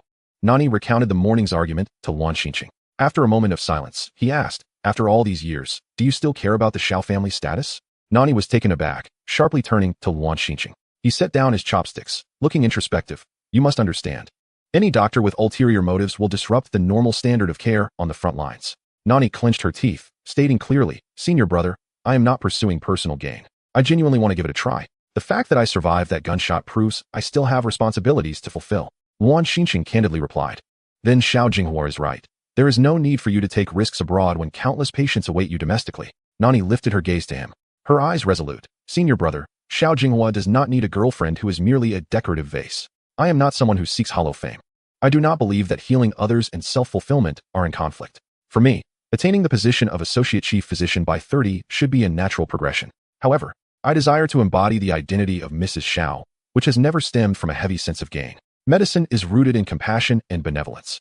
My love for Xiao Jinghua is also love, and there is no inherent conflict. Wan Xinqing smiled gently, looking at his junior sister with warmth. Since you understand everything so clearly, why argue with him? He is a reasonable person. Nani felt wronged. The more she loved him, the less she could control herself, and the more irrational her thoughts became. After a pause, Wan Xinqing added, Learning to communicate with your loved one is also a form of growth. By the end of the meal, Nani hung her head, thoroughly chastened yet stubbornly refusing to apologize. She aimlessly wandered around the mall for half a day, returning home just as dusk fell. It was nearly night by 4 o'clock in the winter. The dim sky felt oppressive. She sighed inwardly, realizing that Xiao Jinghua's indulgence had turned her into a spoiled individual who took everything for granted, believing he would accept all her flaws. Yet, on this day, not a single call came from him, and Nani, sulking, thought to herself that if he did not reach out, then so be it. She felt like a petulant child. That night, she was plagued by insomnia, drifting in and out of dreams filled with visions of Xiao Jinghua's anger. After countless restless awakenings, she finally saw the faint light of dawn breaking through the gray sky. Suddenly, she felt the mattress sink beneath her, fully awakening from her drowsiness as the night lamp flickered on, illuminating the room in a soft golden hue. Xiao Jinghua, appearing weary, leaned close to her. She exclaimed, "How did you come back? Weren't you supposed to be at a meeting in Nandu after 8 this morning?" In the next moment, she found herself enveloped in a warm embrace. Xiao Jinghua's cold thumb brushed against the dampness at the corner of her eye. "I made you cry. I thought of you all day. I called them in for a meeting at midnight just to rush back and ask if you were still upset." Chapter 57. Rumors are not to be trusted. Yang Kai had never witnessed his superior rushing through a schedule so hastily. The plane landed in Nandu at 9 in the evening, and all attendees were summoned back to the subsidiary in the dead of night. At around 2 in the morning, they flew back to Beichuan, leaving the senior executives utterly unprepared for such a late-night work session. Xiao Jinghua held her in his arms as they sat on the bed, his cashmere coat casually tossed onto the bedside table. Outside the floor-to-ceiling window, the sky was thick and dark, snowflakes drifted gracefully down. And when Nani turned her head to see the scene, the distant rooftops were already blanketed in white. Nani softly murmured, a hint of suppressed sobs in her voice. "It's snowing. How did you manage to come back? Can planes still fly in this weather?" Xiao Jinghua buried his head in her shoulder, his lips brushing against her neck as he whispered, "I was eager to see you, and didn't consider the consequences." They were like intertwined black and white swans, their daytime disputes silently set aside. If love were chips on a gambling table, Xiao Jinghua was the most extravagant gambler, willing to wager everything just to win back all the love in this game. They embraced fiercely, like a storm, until they were utterly exhausted. Nani curled up in his arms, and they fell asleep together, everything returning to tranquility, as if they could hear the gentle sound of falling snow. Yet in her dreams, Nani felt Xiao Jinghua suddenly pull her closer, so tightly that it became uncomfortable. In her hazy consciousness, she opened her eyes to gaze upon his exquisite face, now marred by a deep furrow of worry on his brow, a stark contrast to his usually calm demeanor. Nani realized he was genuinely concerned. The private jet landed at Hong Kong airport. Outside, a champagne gold Mulsanne stood out, followed closely by a procession of over 10 black Maybachs. Luan Wenkai stood in front of the Bentley, clad in a delicate pink designer suit, casually twirling his sunglasses. Clearly, he had been waiting for a while. His flamboyant demeanor caused Nani, stepping out of the aircraft, to take a moment to recognize him, and she couldn't help but exclaim internally, "How has he transformed into this?" Nani's impression of him was still of the youthful lad who, in the early days of their establishment, favored floral shirts in the studio.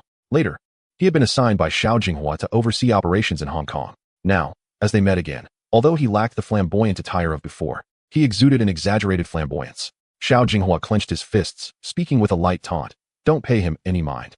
Nani was puzzled as to why Xiao Jinghua was so wary, as if facing a formidable opponent. It wasn't until they descended the steps that Luan Wenkai approached with a beaming, obsequious smile. "Hey, it's been so many years. You're even more beautiful. Old Xiao is too busy to take you out. How about I take you for a spin?" Nani awkwardly forced a smile, carefully deliberating her words, trying to strike a balance between not undermining Xiao Jinghua's standing among his peers while also giving the ostentatious Luan Wenkai a piece of her mind. Ignoring Xiao Jinghua's icy glare, Luan Wenkai provocatively said, "Tonight, I'll take you on a cruise and arrange for a fireworks show at the harbor." Isn't that much more romantic than what Director Xiao could offer? Nani maintained a candid attitude, a glint of cleverness in her eyes. Does Director Xiao need to prove his romantic side? It is those lacking in strength who must resort to tricks. Xiao Jinghua wore a smug smile, while Luan Wenkai's flamboyant demeanor faltered for a brief moment before he quickly regained his nonchalant air. Walking side by side, he draped his arm over the delicate pink suit, chattering incessantly as if he were not the host today, but merely a companion. "Sister, where do you want to play in Hong Kong? Harbor City has recently introduced several new brands, quite good ones. Shouldn't you buy some for your girlfriends?" Xiao Jinghua, irritated by his incessant prattle, replied coolly, "Wenkai, that's enough." Luan Wenkai turned to him with a satisfied grin, exuding a sense of mischievous triumph. "Chairman Xiao, I'm just trying to charm your sister. Can't you take a little joke?" Xiao Jinghua, adept at understanding people's motives, retorted coldly, "It seems the work at the Hong Kong company isn't keeping you busy enough." Luan Wenkai lamented dramatically, "You, the capitalist, exploit us workers. making me toil day and night for your profit. It's utterly inhumane. Xiao Jinghua opened the car door and ushered Nani into the back seat, grabbing the pink couture suit from Luan Wenkai's hand. Exploitation to the tune of 300,000 for a suit? Luan Wenkai laughed heartily, casually tossing the jacket from the front seat onto the console, cheerfully declaring, "They say you have no interest in women, but clearly, the rumors are unfounded." In December, Hong Kong's air was slightly humid, the cold wind mingling with sea mist, a stark contrast to the dry, biting snow of the north. This city mirrored Nani's heart. Bright and tender, Luan Wenkai envisioned countless scenarios for the two of them on a date: cruise ships, revolving restaurants, fireworks galas, sweeping through luxury boutiques on Nathan Road. But never did he imagine that the imposing Xiao Jinghua would accompany Nani to Ocean Park, clad in handcrafted leather shoes. Luan Wenkai awkwardly trailed behind them, watching Nani, who resembled a naive neighbor's sister, mingling with a group of children, gazing with wonder at the devilfish swimming in the aquarium. The azure water shimmered around Nani, illuminating her porcelain-like face, making her stand out. Luan Wenkai retrieved 2 cigarettes from his pack to offer Xiao Jinghua, only to see the dignified northern gentleman casually taking pictures of the girl in front of him with one hand while holding his phone, his nonchalance glaringly obvious. Without hesitation, Luan Wenkai teased him, "You wouldn't be doing this because she saved your life, would you?" Xiao Jinghua scoffed lightly. "Am I that trivial?" Luan Wenkai, having spent years away from the mainland, had only heard snippets of rumors about their relationship. The embellished tales that reached his ears painted a scandalous picture. Xiao Jinghua, for the sake of a beautiful woman, had divorced and squandered 2 billion for a smile. Luan Wenkai found it hard to believe that someone in their circle, so steeped in self-serving realities, would gamble their status for a woman. Ocean Park was divided into the seaside amusement area and the peak amusement area, with the aquarium below and the amusement park above. When the trio stood beneath the towering roller coaster, Nani eagerly asked, "Do you want to play this with me?" Xiao Jinghua, concerned, held her back, saying, "This isn't suitable for you." His concern stemmed from the uncontrollable impact of high-speed spins on her delicate frame. Misunderstanding, Luan Wenkai quickly chimed in. Yes, it's true. With his current status, he really shouldn't be playing these games. However, Luan Wenkai believed that Xiao Jinghua was merely afraid of accidents. Unperturbed by Luan Wenkai's comments, Nani turned away with a pout, distress etched on her face as she walked away from the roller coaster. Observing her disappointment, Xiao Jinghua took her hand and solemnly asked, "Shall we try something slower?" Nani's eyes lit up, and she nodded vigorously. To Luan Wenkai's astonishment, the two boarded the pirate ship, amidst the cacophony of children's laughter. Xiao Jinghua, with his stern expression, donned an unbranded yet expensive black cashmere sweater, sitting among the children, smiling warmly at Nani. After disembarking from the pirate ship, their fingers intertwined, a scene that nearly blinded Luan Wenkai with its brilliance. He rolled up his sleeve, glanced at his watch, and protested, "Can we go somewhere I can enjoy as well?" Pointing disdainfully at the throngs of half-grown children, he added, "This place is one you should bring your kids to in the future." Xiao Jinghua, unfazed by the protest, smiled and asked Nani, "Where do you want to go next?" Nani scrolled through her pre-prepared itinerary on her phone and, ignoring Luan Wenkai's protests, declared, "Let's go see the sea." Luan Wenkai, trailing behind, lamented, "Are you two really here for a vacation in Hong Kong? What's there to see at Repulse Bay? Isn't Victoria Harbor enough?" Nani waved her hand dismissively, insisting, "It's not the same. If you're bored, you can find some fun." Luan Wenkai wanted to retort that his idea of fun was far removed from such pedestrian entertainment. Luan Wenkai was the epitome of a golden hand, possessing foresight and a keen investment acumen, yet he indulged in the pleasures of life. Thus, as he was compelled to accompany Xiao Jinghua along the beach at Repulse Bay, watching Nani frolic in the waves, the stark contrast between these mundane moments and his glamorous, fame-soaked life felt surreal, as if they belonged to two different worlds. At his side, Xiao Jinghua's dark eyes held a multitude of emotions. Turning to him, Luan Wenkai voiced the question that had been troubling him all day. "What is it about this woman that makes you willing to clash with the Shun family and sacrifice your position? I can't fathom it, surrounded by people like Wang Cheng'an. How does someone like you emerge as such a lovesick fool?"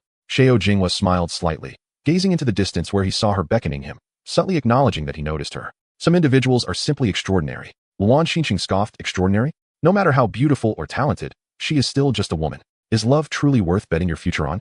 The two found a smoking area, and after Luan Xinqing lit a cigarette and offered it to Xiao Jinghua, he inhaled deeply, the smoke swirling around him before being whisked away by the sea breeze. Xiao Jinghua reflected, "You should know that I detest unreasonable behavior. As long as a matter can be resolved, two people can sit down and discuss it clearly." Luan Wenkai replied, "Of course I remember, otherwise, how could we mock you for having no romantic prospects? With that cold demeanor, not just women, even we fear you." Xiao Jinghua twisted the cigarette in his hand, the glowing ember flickering in the evening breeze. "You know Yi's character? She can argue even the most unreasonable points. A small provocation can lead her to start a scene. Yet, despite that, I don't want her to feel disappointed. Before we came here, we were arguing over her plans for international medical aid. I spent the whole day in meetings and was still worried about this silly girl, wondering if she would be upset enough to cry. Luan Wenkai suddenly understood. So that's why I heard old Kai say you summoned the senior executives of Nandu back for a late-night team meeting. It was to appease your beloved. You spoil her so much. Aren't you afraid she'll become increasingly unreasonable? Listening to this sounded quite indulgent. Who spoils women like you do? Be careful. You might find yourself at her mercy. Luan Wenkai mused that Xiao Jinghua was born into the pinnacle of power, someone worshipped by the masses from the moment he entered the world. He had always been pampered at home, adored by outsiders. A tyrant like him had no need to heed anyone's opinions. Xiao Jinghua extinguished his cigarette in the dark pebbles of the smoking area and smiled. If it's her, what does it matter if she has me at her mercy? Luan Wenkai stared at him in disbelief as the setting sun painted the clouds and sky in hues of crimson. Folding his arms, he asked, somewhat defiantly, what makes her special? How can you be certain that the future won't belong to someone else? He wished to express that the human heart is fickle and love is easily dispersed. They were never short of exceptional individuals around them. Xiao Jinghua paused for a moment and, with a somber tone, inquired, you must be aware of the Battle of Si Du Chi Shui, correct? Luan Wenkai needed no time to ponder. Of course. Who among those preparing for exams has not studied such a renowned battle? Historians have remarked upon this engagement, suggesting that the instructor possessed a divine perspective, orchestrating a bizarre confrontation, while we, the descendants of soldiers, are acutely aware of the arduousness and despair of those times. The disparity in troop strength was staggering, the equipment vastly different. Yet the Chinese army of that era never doubted the instructor's strategy. They adhered unwaveringly to his directives, embodying a belief that was deeply entrenched and utterly unquestionable. Xiao Jinghua stated, it is said that a spark can ignite a prairie fire. She is my spark. Even if the path ahead appeared bleak, even if the situation was unstable, even if the odds were against us, there are no stipulations that only heavy machine guns and tanks can secure peace across the realm. His voice, heavy and tinged with a rasp from tobacco, remained fixed on the group of children frolicking on the sandy beach. What I mean is, even if this is a battle destined for defeat, I shall firmly choose her side. Chapter 59. The Indifferent One. Even if this is a battle destined for defeat, I shall firmly choose her side. The sunset that day was exquisite, its crimson light enveloping the coastline. Nanny, clad in a white dress and barefoot, held her shoes and approached him with a radiant smile, calling out, Xiao Jinghua. He responded with a grin, don't run, be careful of sharp objects. Nanny leaped into his embrace, her laughter bright as she asked Luan Wenkai, what were you discussing? You aren't speaking ill of me, are you? Luan Wenkai, jolted back to reality, resumed his nonchalant demeanor and replied, sister-in-law, aren't you going to watch the fireworks? I put a lot of effort into arranging them. Nanny readily agreed and began to put on her shoes, only to be lifted by Xiao Jinghua. First, rinse your feet before we go. He then hoisted her onto his shoulder and sought out the freshwater tap by the bathing area. Nanny, resting on his shoulder, shyly smiled, I'll be quick. Just wait a moment. Luan Wenkai stood at a distance, for the first time earnestly appreciating the beauty of the shallow bay, where the pale sea and golden sand were painted an orange hue by the setting sun. Not far away, Xiao Jinghua bent down to wipe the water off Nanny, who playfully splashed water from an automatic hose, while he patiently dried her off. In that moment, Luan Wenkai felt that the pursuit of fame and fortune was largely meaningless. Just as their vehicle entered Route 1, an unexpected call came from Wang Cheng'an. After parting unhappily with He Yan on Wednesday, he had felt stifled, and upon learning that Xiao Jinghua was in Hong Kong, he pursued their flight, landing in the city by evening. When they gathered at the harbor, he emerged from an Alpha limousine, casually tossing his suit jacket over his shoulder, and remarked to Luan Wenkai with a hint of boredom, it seems none of us can match your carefree demeanor. Luan Wenkai shrugged in a quintessential Hong Kong manner. I have someone to look after me as well, you know. Wang Cheng'an retorted sarcastically, with 3 or 4 romantic interests, how do you expect Jinghua to manage you? Luan Wenkai draped his arm over his shoulder, don't be harsh. Jealousy will only lead you to find one. Wang Cheng'an disdainfully smirked, frivolous and uninspired. As they exchanged barbs while stepping onto the deck of the cruise ship, Luan Wenkai could still be heard relishing the moment. Aren't you someone who can charm all types? Looking good and having a nice figure is all that matters. At Central Pier, numerous berths accommodated hundreds of sailboats and yachts. Nan-E and the others boarded a magnificent white super yacht, which stood apart from the others, creating an immersive experience where one could gaze upward and lose count of the many tiers.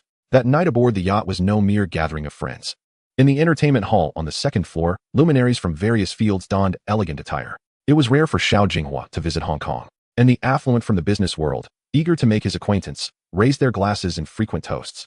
Nan-E emerged from the second-floor cabin and strolled onto the expansive deck, flanked by the globally renowned night skyline of Victoria Harbor, with dazzling lights reflecting upon the water, creating a mesmerizing spectacle. The city sparkled at every turn. The sea breeze from Tsim Sha Sui tousled her hair. Wang Chengyan approached from behind, offering her a glass of champagne. She smiled brightly. Why aren't you with them? Come out here to enjoy the breeze with me? Wang Chengyan smiled lightly. I appreciate both the refined and the mundane. Sometimes I yearn for a touch of poetic charm. Nan Yi feigned curiosity, tilting her head to look at him. Isn't Mr. Wang from the pragmatic school of thought? Who in your circle doesn't he know that Wang Chengyan is all about profit? Wang Chengyan raised a disdainful eyebrow and chuckled. In this world, everyone seeks profit. The only difference is that my ambitions are more pronounced. I prefer not to squander time with those who play both sides. A bit of ambition naturally drives off the pretentious and unremarkable. As the night sky darkened completely, the neon lights shimmered in the distance. Nan Yi's voice drifted. Does that include Hien? Wang Chengyan scoffed, lifting his glass to drink. I am unlike Huazi. He can risk everything for you, but I cannot. I am enamored with the allure of power. To put it plainly, only my situation is stable. Everything else is easily attainable. He wore a dark-colored shirt, and the silver threads on it glimmered under the lights, exuding an air of luxury. Wang Chengyan continued. Do you think it's easy for Huazi to part with a member of the Shen family? A colossal conglomerate resembles an ancient court fraught with factional strife. Competition ensures no single entity dominates. Nan Yi gazed at him intently. Wang Chengyan, you aren't here to lecture me today, are you? He raised a golden whiskey to his lips, savoring it with a certain flair. Dr. Zheng, we have a connection now, and my perception of you has evolved from what it once was. You can rest assured, Huazi's situation is stable now, but the future remains uncertain. We have always been people who must consider others' perceptions, so no one can endure a sudden loss of power, being trampled upon to survive. Therefore, I will not marry Hien. I can give her everything except marriage. Nanny smiled and asked, are you hoping I might persuade Hien for you? Or are you trying to imply that if one day Xiao Jinghua betrays our feelings, I shouldn't hold it against him? Wang Chengyan smirked. Conversing with an intelligent person is effortless. Nan Yi beamed brightly, realizing that had it been in the past, she would have argued with Wang Chengyan over right and wrong. However, she now refrained from doing so, for she knew that Xiao Jinghua was the one who truly held her heart. She had never faced a choice, merely the singular option that resided at the very core of her heart. Nan Yi shared a story with him, a cliched love tale where breakups served as the most poignant selling point. Yet the conclusion revealed that the man had known countless women, and he walked past the pear tree where they first met, searching for that initial feeling. Yet, he could never find the visage of the girl he first encountered. It turned out that, despite the 3,000 pear trees and 600 rivers, he always remembered the first moment he laid eyes on her. Nanny candidly stated, Hien requires no persuasion from me. If you are worthy, she will naturally remain. If not, you cannot keep her. As for your conspiracy theories, someone will eventually shatter them before your eyes. Wang Chengyan burst into laughter. Then let us wait and see. The domestic and international landscape will undergo significant changes next year, and the competition will be fierce. Let us see who prevails. It was unclear when Wang Chengyan began to share personal thoughts with her. This indifferent man, touched by the night, seemed to exude a sense of humanity. Just as Luan Wenkai was about to arrive, a familiar voice echoed from behind. What secret conversation are you two having, looking so pleased? Wang Chengyan disdainfully lit a cigarette and exhaled a cloud of smoke in front of Luan Wenkai, observing him as he pretentiously recoiled and chuckled mockingly. Before Nani could turn her head, Xiao Jinghua draped a soft shawl over her shoulders from behind. She tilted her head to gaze at him as he wrapped his arms around her, pointing towards the peak of Taiping Mountain, whispering, look at the mountain. The boat changed direction. At 10 p.m. Hong Kong time, fireworks shattered the sky, resembling meteors falling to the earth. A moment of dazzling splendor that exploded the stagnant waters of life.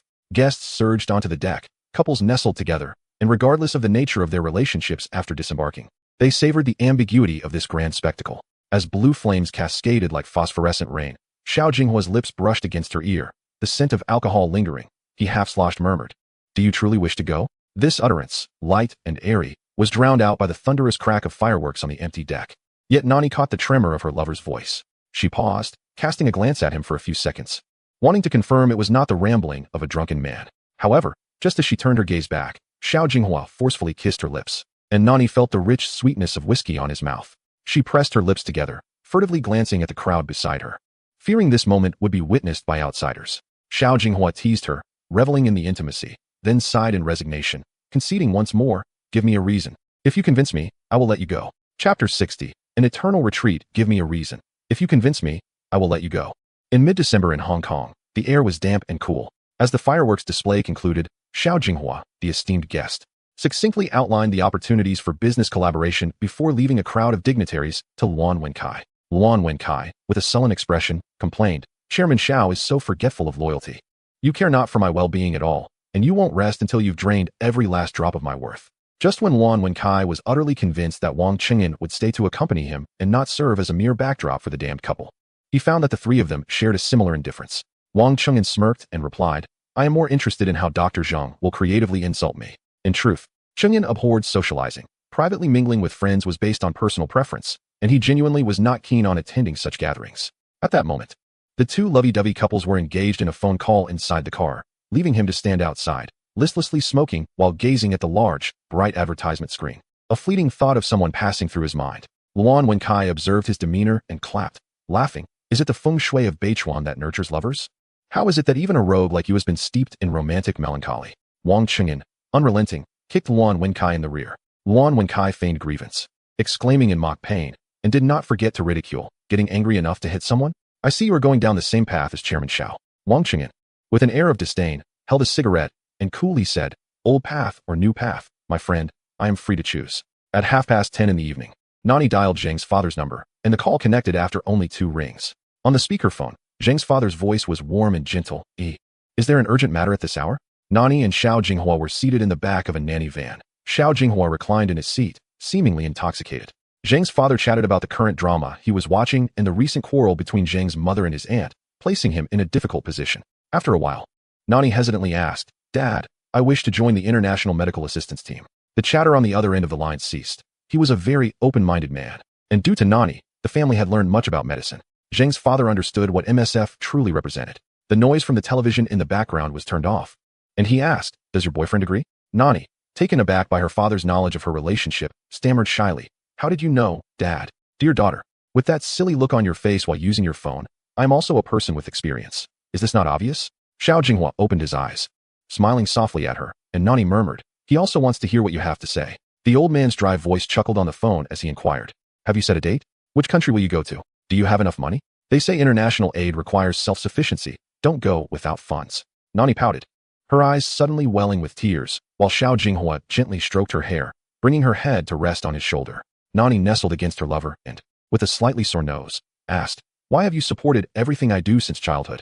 Zhang's father sighed affectionately, Dear, you are not just the child of me and your mother. You have always been very independent. We raised you, and it is our honor to participate in your life. As parents, we have no right to forcibly interfere with your life. Besides, you are exceptional, and whatever you wish to pursue must be well planned. At the end of the call, Zhang's father added, If you don't leave before New Year, bring your boyfriend home to celebrate. Xiao Jinghua had always been curious about what kind of family could instill such low desires for material possessions in Nani. After hanging up, he remained silent for a long time, softly sighing, Only a father like yours could raise such a wonderful daughter. Ultimately, Nani officially attended an interview with the MSF organization in Hong Kong. For the average person, as 2013 was drawing to a close, 2014 would hold no significant differences, merely a change of calendar. However, in 2014, China's GDP officially surpassed that of the United States on the international stage, quietly entering the ranks of world powers. That year, the international oil market saw a drastic price drop, severely impacting the economies of Middle Eastern exporting countries. As the world's largest importer, China welcomed a new era of development and construction. The war against the Taliban regime declared by the United States officially ended in December 2014, providing a brief respite for the Afghan people after 13 years of turmoil. The 4 small oil-producing countries in the Middle East, vying for control over the strategically significant Afghanistan, faced economic winter. The international situation mirrored the internal strife within the Jinhua Group, both being battles among individuals. For survival, certain Middle Eastern nations extended olive branches to East Asian powers that year, reaching clandestine cooperative agreements. In 2014, U.S. Treasury bonds reached their peak, and the fragile friendship between China and the U.S. was destined to fade, as the financial hunting strategies that the U.S. had long laid out were about to unfold. 3 men stood atop the bank of China Tower, gazing down at the panoramic view of Hong Kong. Luan Wenkai, in stark contrast to his flamboyant demeanor of the previous day, remarked, Your aggressive expansion will surely draw the ire of the old guard. Rather than 2 factions within the group, it was more accurate to say one faction sought to protect themselves and land safely, while the other aspired to bold advancement and practical achievements. Xiao Jinghua scoffed derisively, You only need to maintain the situation here in Hong Kong. The Federal Reserve has reached its peak, and your difficult days are yet to come. Once the stock market dismantles leverage and a financial collapse ensues, you will understand the significance of my expansion. As he spoke, Wang Chengyan held a coffee, leaning against the floor-to-ceiling window, shrouded in sea mist as he gazed at the distant mountains. He habitually curled his lips in a defiant manner, exuding a rebellious and carefree attitude. Although I am a rogue, our mission is to stand united against external threats. Whenever called upon, my brothers will be there. Some individuals are like this, wicked to the extreme, yet possessing a certain charm that still draws admiration and reverence. On the same night, Xiao Jinghua drove alone with Nani along Lugui Road, ascending to the peak of Taiping Mountain. This was simply because she had naturally requested. We have yet to see the night view of Hong Kong. Wang Qingyan and Luan Wenkai were coldly cast aside. After 9 o'clock, the bright moon hung high in the night sky, its luminous glow akin to white jade, resonating with the myriad lights of human dwellings below. The car played the Cantonese version of Yi Sheng He Qiu. I never anticipated that what I had lost would turn out to be my everything. Nanny couldn't help but smile. The intricate emotions of lovesick men and women are timeless tales, cherished and sung across cultures and eras. Xiao Jinghua lazily gazed at the winding mountain road ahead, teasingly asking her, "Are you really that happy to go?" He was still entangled in his thoughts regarding MSF. Grappling with acceptance and recognition, his worries unabated. Little did he know, Nan-yi was reminiscing about the twists and turns of their year together. A narrative that had unfolded like a stroke of genius for her. If, during the past 3 years, she was seen as the resilient girl in the eyes of others, evoking sympathy, who could deny that if someone were to cherish her, she would not be that proud lover? Nan-yi gently replied, "Of course I am happy, as long as I am with him. This happiness is uncontainable." Xiao Jinghua, with one hand on the steering wheel and the other caressing her delicate fingertips, inquired, "Why aren't you wearing the ring?" Nan-yi turned her head to glance at him, acting stingy like a miser. "I just realized how exorbitantly priced that thing is. I didn't dare to wear it." Xiao Jinghua chuckled knowingly, holding her hand in his palm. "Then let's go to the auction house tomorrow and buy one for everyday wear." The auction items started at several million. Nanny was taken aback. "Why are you so keen on antiques? Anything I give you should hold some significance. If you want something for daily use, we can visit Harbor City tomorrow." Luan Wenkai mentioned there are several nice shops. These extravagant individuals actually regarded the high-end brands that many dream of pursuing as mere daily necessities. Xiao Jinghua parked the car in a secluded area away from the tourists. Draping his soft white cashmere coat over Nanny, he rarely wore such light colors, but the warm hues softened his demeanor. Wrapping his arm around her shoulder, they stood together at the mountain's peak. Nanny playfully asked, "Why didn't we go to an upscale restaurant?"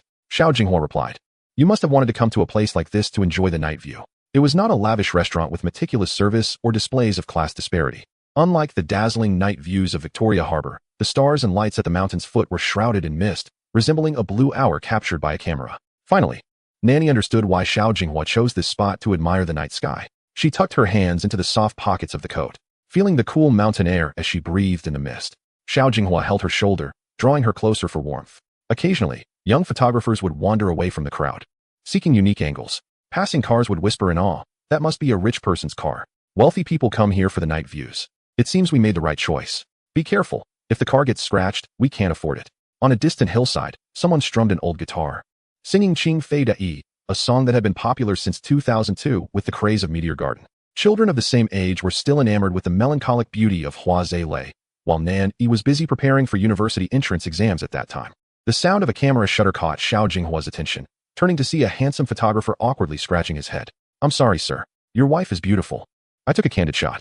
Seeing Xiao Jinghua's demeanor, Nanny assumed he might be displeased by the unsolicited photograph and was ready to confront the young man. However, she watched as he politely asked, "May I see it?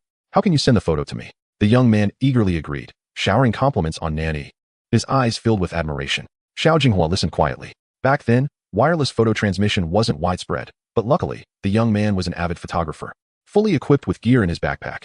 After some effort, they finally transferred the photo to Xiao Jinghua's phone. He then smiled and warned the young man, "I won't pursue the matter of the photo, but I don't particularly like my beloved's picture appearing in another man's camera. It would be best if you deleted it." The young man froze, intimidated by Xiao Jinghua's commanding presence, and obediently deleted the photo. Nanny had already laughed so hard she could barely stand, teasing him. Is this what they call kicking the donkey after it's used, or burning the bridge after crossing? How ungrateful. After saying this, she couldn't help but laugh uncontrollably. Xiao Jinghua pulled her into his embrace, concealing his embarrassment, and explained, "Who knows what thoughts a man might entertain with your picture?" Nanny rested her forehead against his shoulder, reflecting, "If I hadn't persevered back then and had married someone else, I wonder what my life would be like now." Xiao Jinghua, with a teasing tone, quipped, "Are you hoping I would be the third party?" Nanny pressed her hands against his chest, looking up at him, half jokingly and half curiously asking, "Would you?" Xiao Jinghua lowered his gaze, a smile playing on his lips, his demeanor serious. "If you were to marry, I would always be your fallback." He was, as he Rue described, the one who would always support Nan-yi, the one he Rue envied. Nan-yi's eyes sparkled, her long hair dancing in the mountain breeze, her smile radiating a tenderness that surpassed the bustling night view of the world's top 3 harbor cities. This was how Nan-yi appeared in Xiao Jinghua's eyes, vibrant, resilient, and unyielding, having given him her truest love at the tenderest age. Such a girl would surely have many willing to stand by her side. Years later, this photo of the night harbor would remain nestled in Xiao Jinghua's wallet. Regardless of how many wallets he changed, the protagonist of the photo never altered. On their way back to the city, Nan Yi began rummaging through her belongings for her phone, only to realize it was on silent mode due to her interview, making it impossible to find. She pondered aloud. How can this be? I clearly left the interview center and even called you. How could it just disappear? As she spoke, she leaned over the center console, stretching into the back seat. The car wound down the mountain, and the dim streetlights cast shadows within the cabin. In that softly lit atmosphere, Xiao Jinghua glanced at Nan Yi, who was bending gracefully, supporting herself with her left arm, reaching back with her right to search for her phone. A sliver of her creamy skin peeked out from her work pants, hugging her curves. Xiao Jinghua narrowed his eyes, his driving hand becoming restless, and he casually slid his hand onto her backside. Nan Yi, caught off guard, protested from behind, "Stop messing around. I'm looking for something." Xiao Jinghua's hand glided to her soft waist, giving it a gentle squeeze, teasing, "Are you sure you are looking for something and not trying to entice me?" Nan Yi turned her head, glaring at him, but Xiao Jinghua ignored her glare, nonchalantly shifting the gear, bringing the car to a stop by the roadside. He adjusted the front seat to its furthest position, revealing her phone lying in the gap of the passenger seat. Xiao Jinghua pinched the phone between his fingers, amusedly asking, "Now tell me, were you looking for your phone or were you after something else?" Nan Yi snatched the phone from him, unable to refute, and stubbornly retorted, "Not everyone is as shameless as you." He pulled Nan Yi onto his lap, gripping her chin, a playful smile illuminating his face. "If you don't like my shamelessness, should I act that way with someone else?" Nan Yi couldn't help but chuckle, playfully pouting, "I see you've had this intention all along." Xiao Jinghua leaned closer, his lips warm against her ear, his voice rich with intimacy. "Is that so? You think I'm harboring some ulterior motive? Can you not feel the change? A change that is solely for you?" The heat radiating from him lingered at her side, rendering her unable to maintain her stubborn facade any longer. She leaned back slightly, swallowing hard, but was firmly held in place by Xiao Jinghua, who pinched her waist. He raised an eyebrow and inquired, "Do you still think I have ulterior motives?" Nan Yi obediently nodded, then vigorously shook her head. The dimness of the carriage made it impossible to discern the blush on her face, which had already spread down to the white collar of her shirt. Xiao Jinghua's eyes swirled with dark, dangerous allure as he questioned her. "Isn't it enough to nurture a flower? How could I possibly have so much energy?" Internally, Nan Yi screamed in frustration, her tongue tied. "I am quite easy to take care of." Chapter 61. A different Kabul in early April 2014. Nan Yi's flight transferred from Urumqi to the capital of Afghanistan, Kabul. Xiao Jinghua rarely took public flights. This time, he accompanied Nan Yi from Beichuan to Urumqi solely to see her off to the farthest destination. Throughout the journey, he wore a frown, his unease palpable, only managing a forced smile when conversing with Nan Yi. On the plane, he held her hand tightly, drawing envious glances from the flight attendants. This remarkably rational man was finally unable to suppress the emotional turmoil within him. His worries had never ceased. In an attempt to lighten the mood, Nan Yi brought up a cheerful topic. "Xiao Jinghua, did you see the news about a couple traveling abroad? The husband murdered his wife for his mistress and returned home to inherit a fortune, even marrying a third party." Xiao Jinghua tilted his head, scrutinizing her, and teasingly remarked, "You needn't think about killing me. I can give everything to you in advance." Nan Yi blushed in annoyance. "I never mentioned anything about inheritance." Xiao Jinghua, with a weary smile, replied, "So you mean to warn me against seeking a mistress? Concerned I might stray and tread the path of crime?" Nan Yi stood up to counter him. "I meant that when you sleep, you need not worry whether your partner might harm you. Isn't that quite comforting?" Xiao Jinghua pinched her cheek, letting out a heavy sigh as he chuckled. "What kind of twisted logic is that?" Seeing him smile, Nan Yi leaned back into her seat. Satisfied, Xiao Jinghua recalled the phone call he made to his cousin Xiao Guining 2 weeks prior. As Xiao Guining was the spokesperson for the Ministry of Foreign Affairs West Asia and East Africa Department. However, Xiao Guining had laughed at him over the phone. Such matters require family support. Xiao Jinghua sighed in resignation. "I can support it in action, but not in spirit."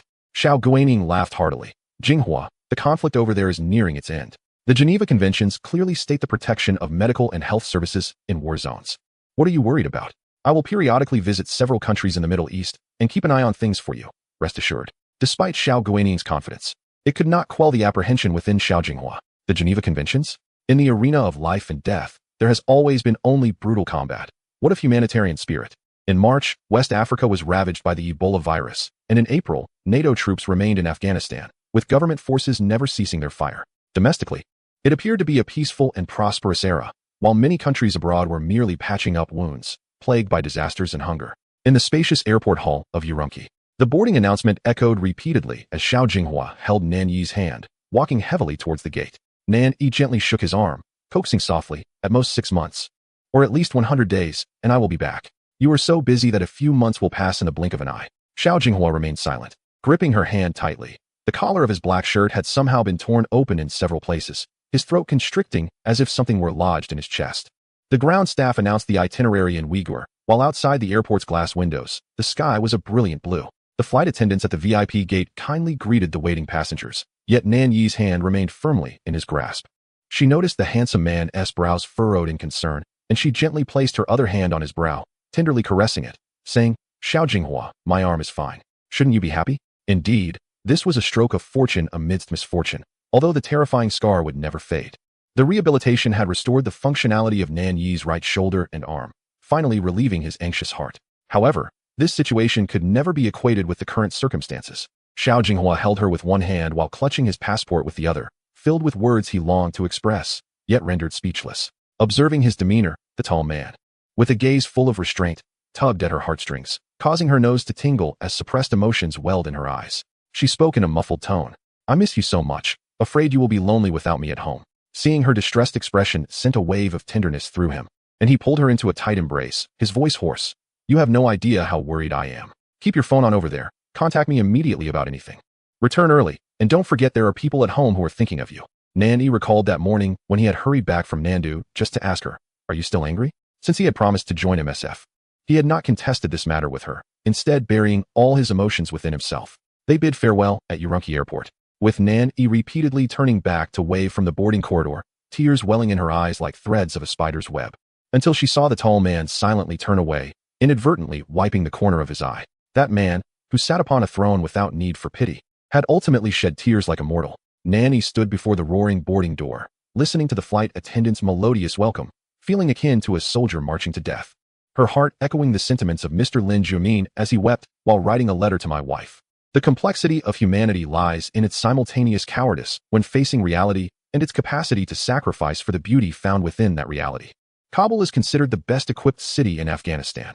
However, as Nan Yi gazed through the glass of the pickup vehicles, surveying the entirety of the capital, it was hard to imagine such desolation existed beyond the borders of the country. Afghanistan, as a military buffer zone between the United States and the Soviet Union, has been a battleground for years, with its low, dilapidated houses transporting one back to China's 1980s. The uneven mud brick houses and thriving tin shantytowns were everywhere, litter lay scattered. With no regard for the potential for recycling, aluminum cans and cardboard boxes were indiscriminately burned, as survival remained the foremost priority, leaving little room for sustainable development. Among the medical personnel arriving with Nan Yi was a middle-aged Austrian man, an oncological surgeon, who humorously complimented her upon their first meeting. "Such a beautiful lady coming to be a battlefield doctor. Your partner must be a ruthless man." In that moment, Nan Yi longed for Xiao Jinghua. That peculiar yearning tightened as the distance grew, leading her to select the tallest 5-story white building in the city.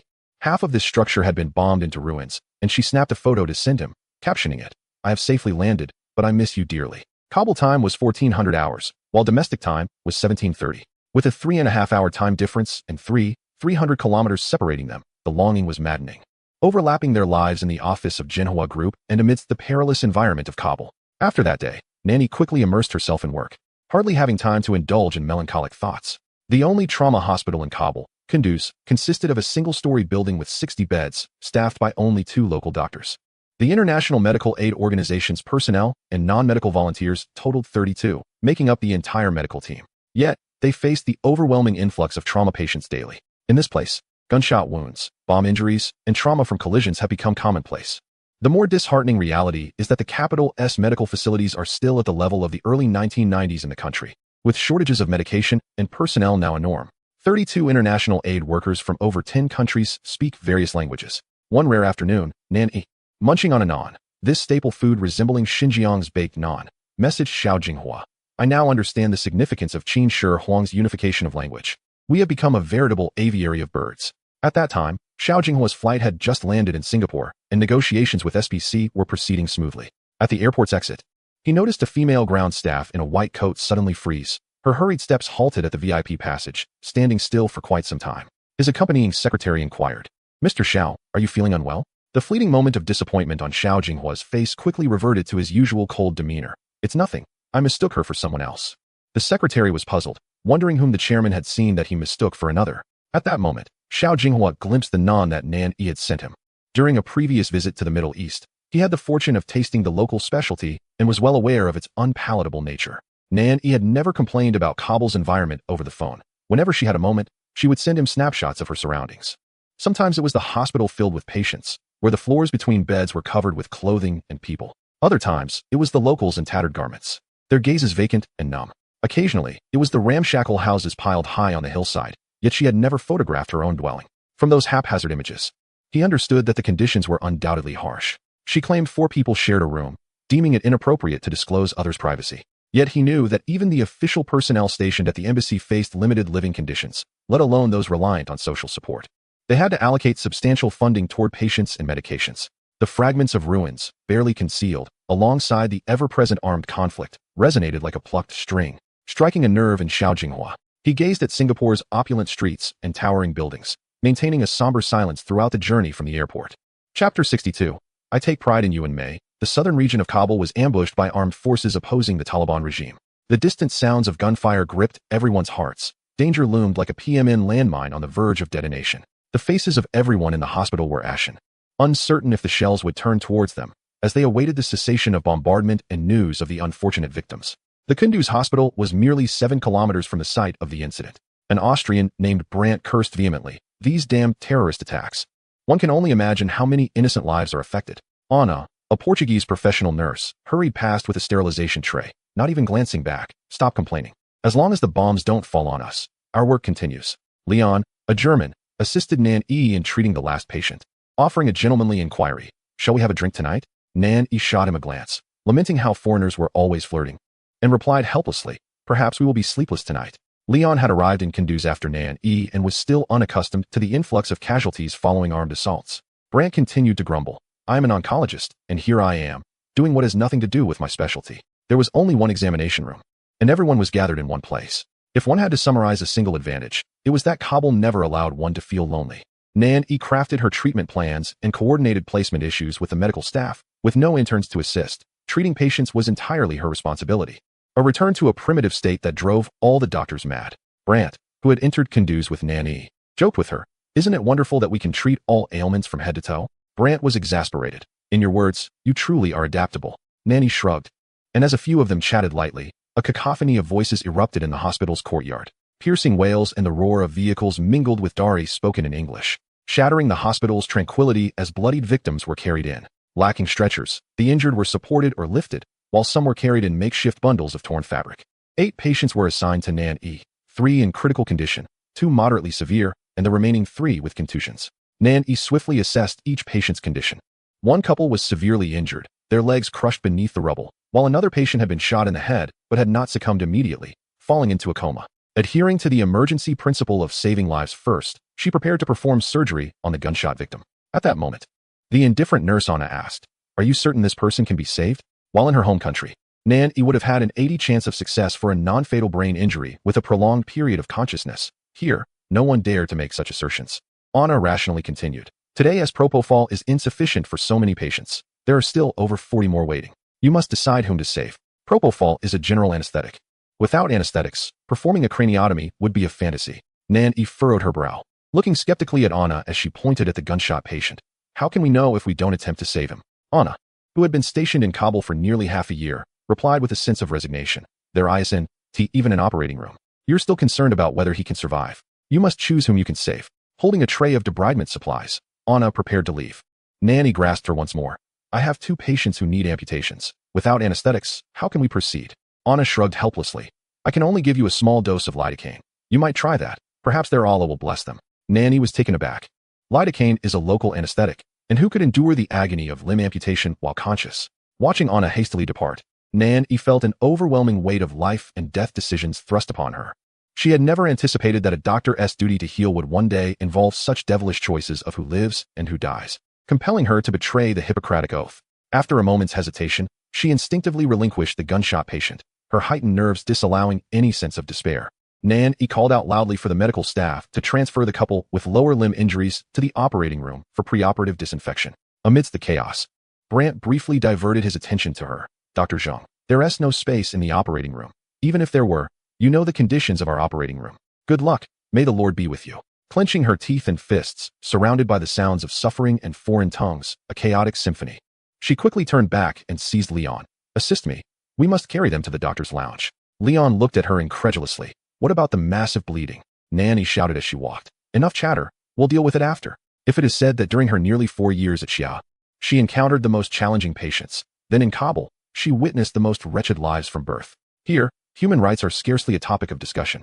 The sole objective is survival. Concepts such as gender segregation, conservative treatments, and the pursuit of improving the quality of patient life are mere idealistic fantasies of foolish scholars.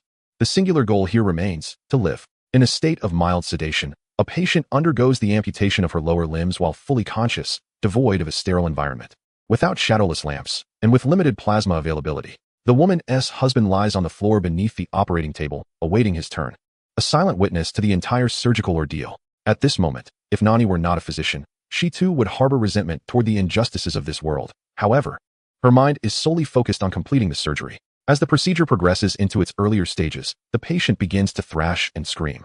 Nani commands Leon to find something to stifle her cries. As a healer, she has never shied away from formidable challenges, yet the brutality of the current situation nauseates Leon.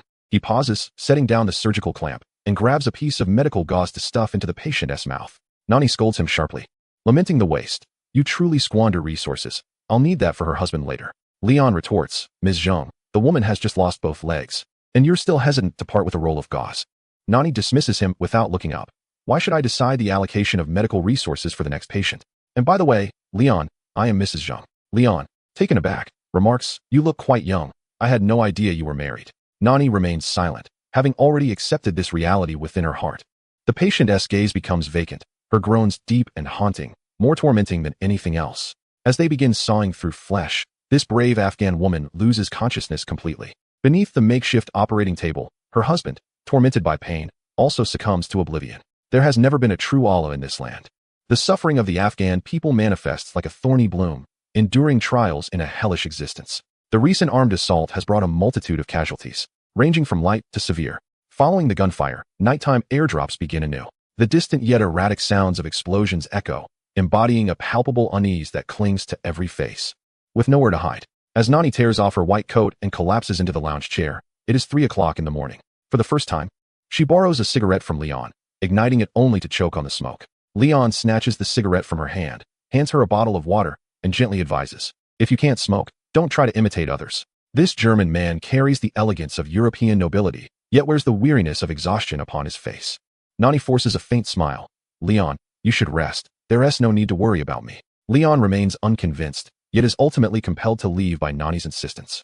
She craves solitude for a moment, feeling utterly powerless against the world's suffering.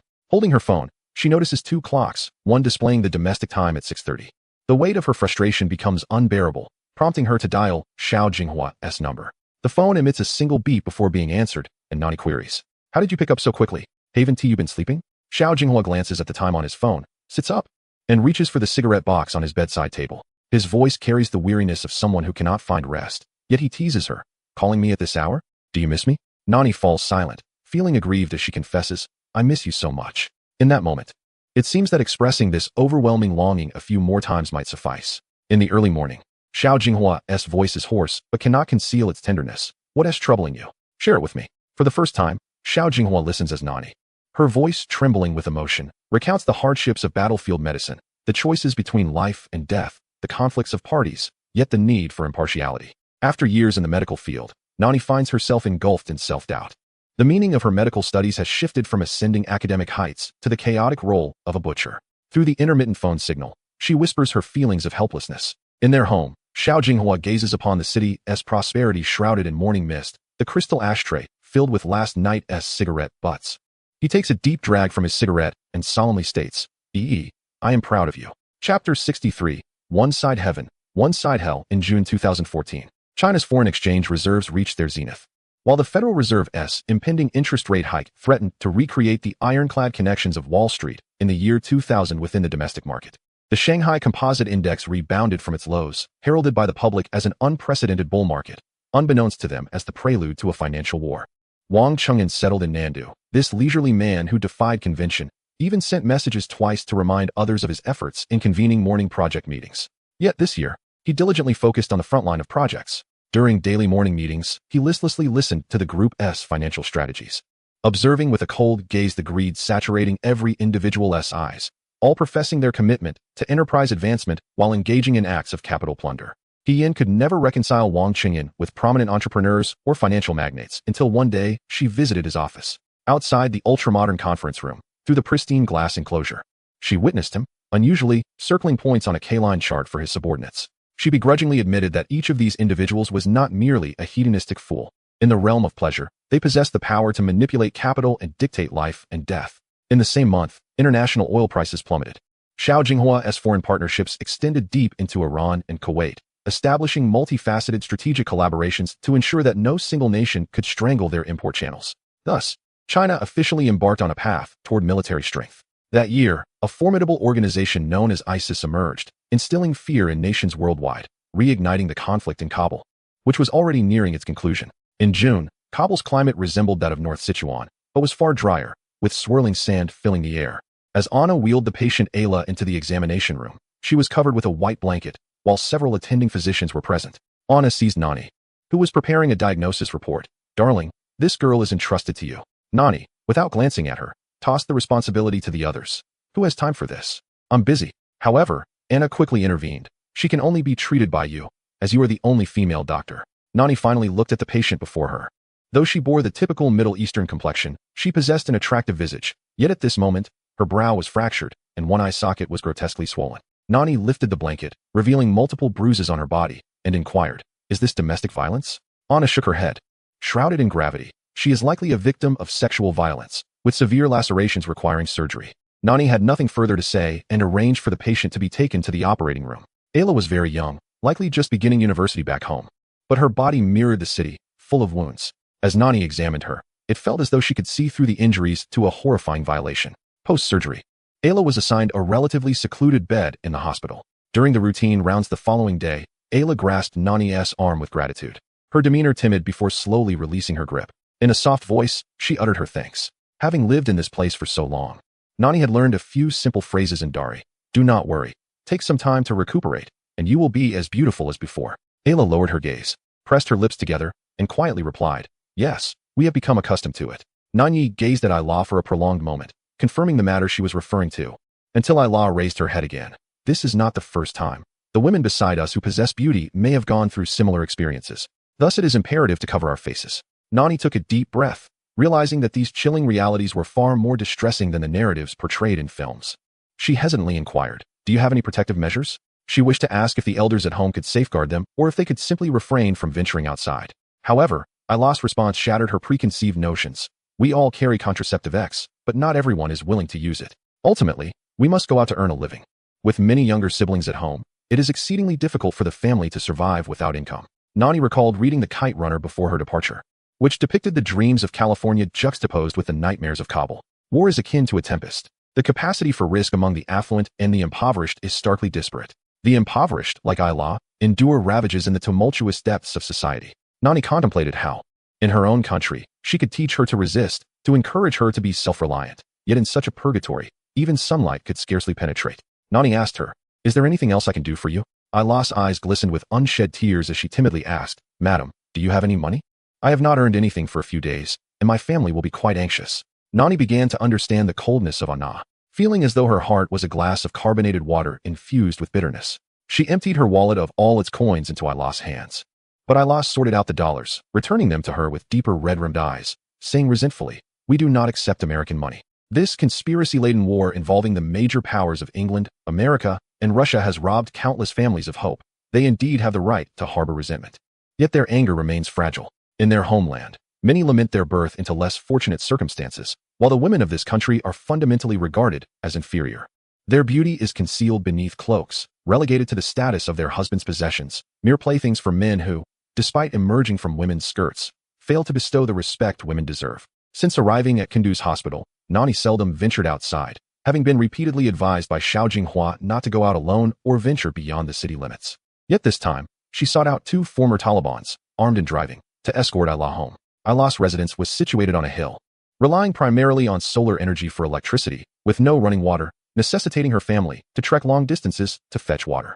As they parted, Ayla's brown eyes shimmered with tears, and she asked, What is your country like? Nani took out her phone to show her photos. Scrolling past one with Xiao Jinghua, Ayla inquired, is this your man? Nani nodded proudly, and Ayla's smile deepened, her gaze brightening as she expressed, I hope in my next life, I can be born in your country. Nani adjusted her scarf and replied earnestly, you will, as long as you believe.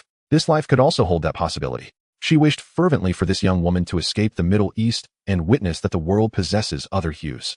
On the return journey that day, she lamented in a message, when will you make our homeland strong enough to confront him country? When Xiao Jinghua received the message, it was 3 p.m. local time in China. He was on a business trip in Hong Kong, attending a meeting with Wan Wenkai and others. The meeting lasted several hours, and despite the coolness of the conference room, the leaders were drenched in sweat. He lowered his head to reply to Nani, what do you intend to do? You don't mean to follow the Taliban to arm against him country, do you? Nani typed a row of angry emojis. It deserves a beating. Xiao Jinghua could guess her furious expression and the pouting gesture she made when upset, which was far more interesting than the tedious data on financial ratios and risk investments before him.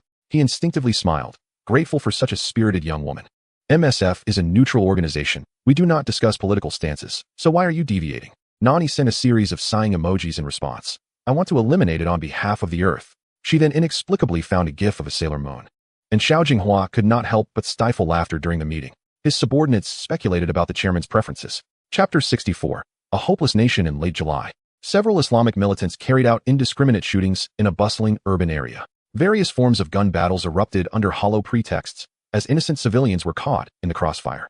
Nani had finally honed her skills to become a comprehensive expert, performing surgeries from head to toe, adhering to the battlefield doctor's code of treating whatever came through the door. After the gunfight, a pregnant woman, 7 months along, was wheeled into the operating room.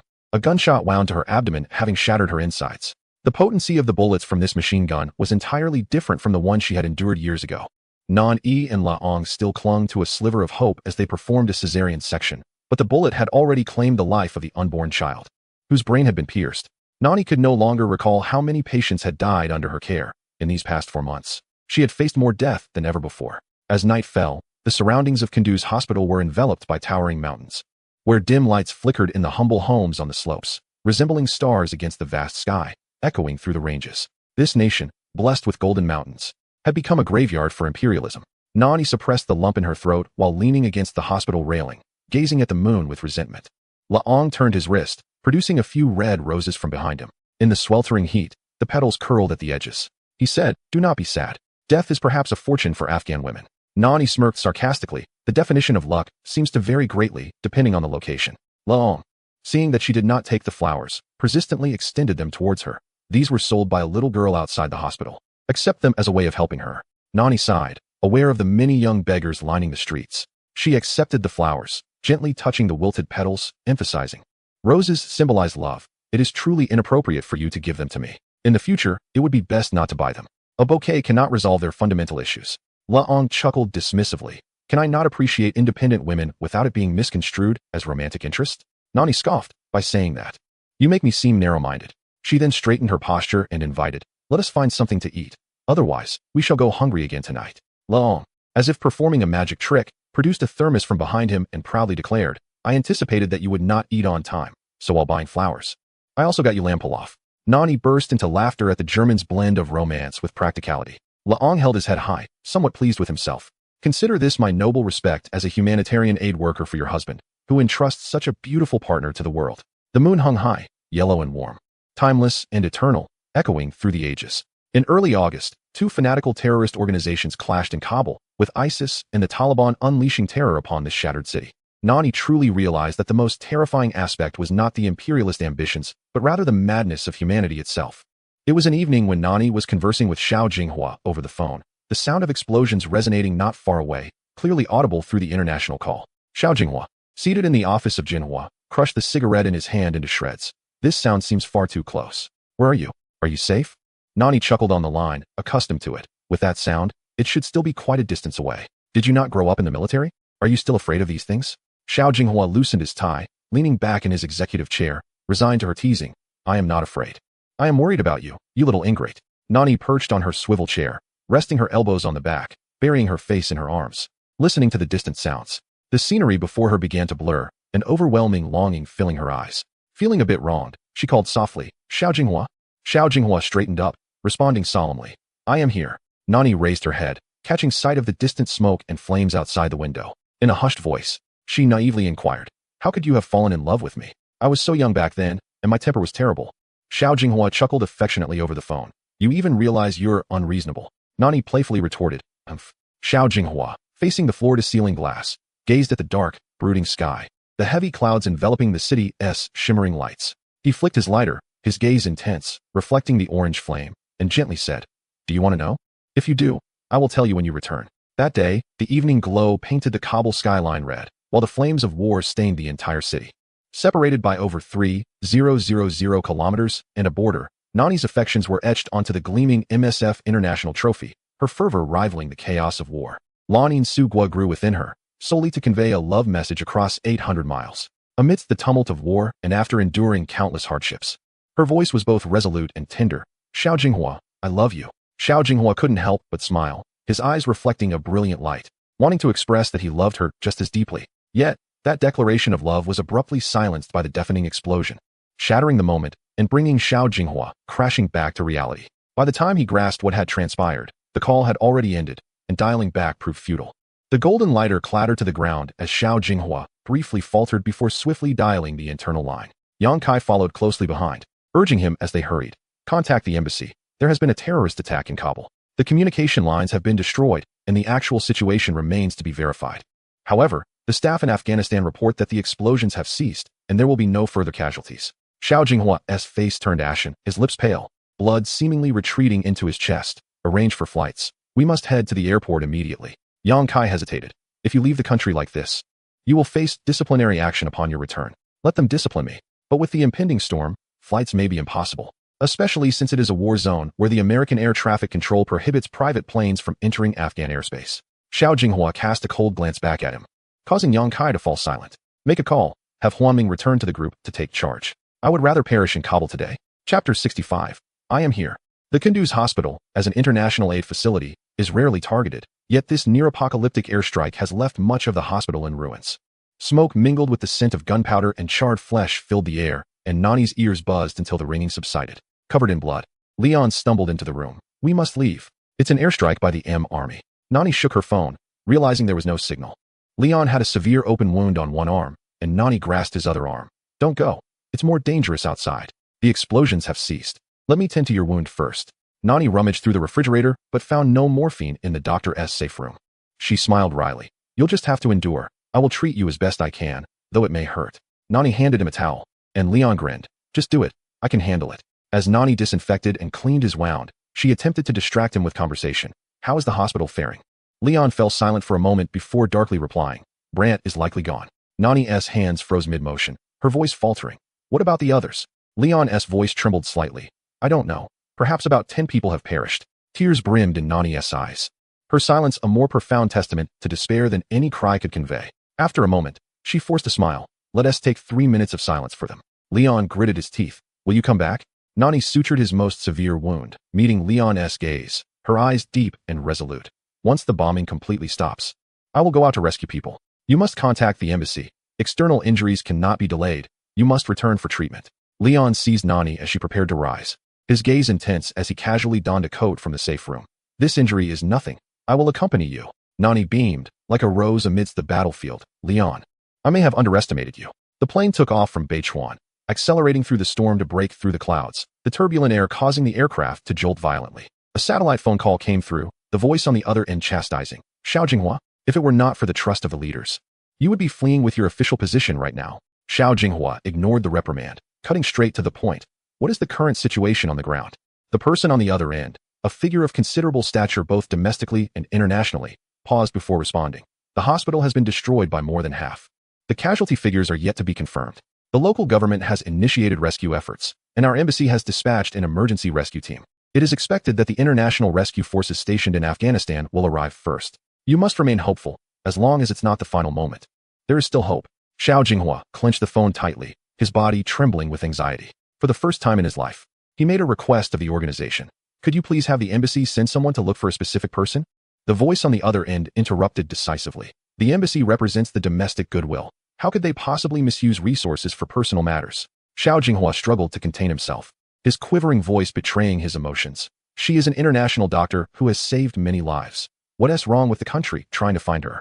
At this moment, the aircraft emitted a thunderous roar due to its high-speed flight, while Xiao Jinghua's eyes blazed crimson, listening to the harsh reprimands on the line, coldly asserting, "The country I protect is one that can safeguard my family. I will accept any disciplinary action from the organization. I must save this person today."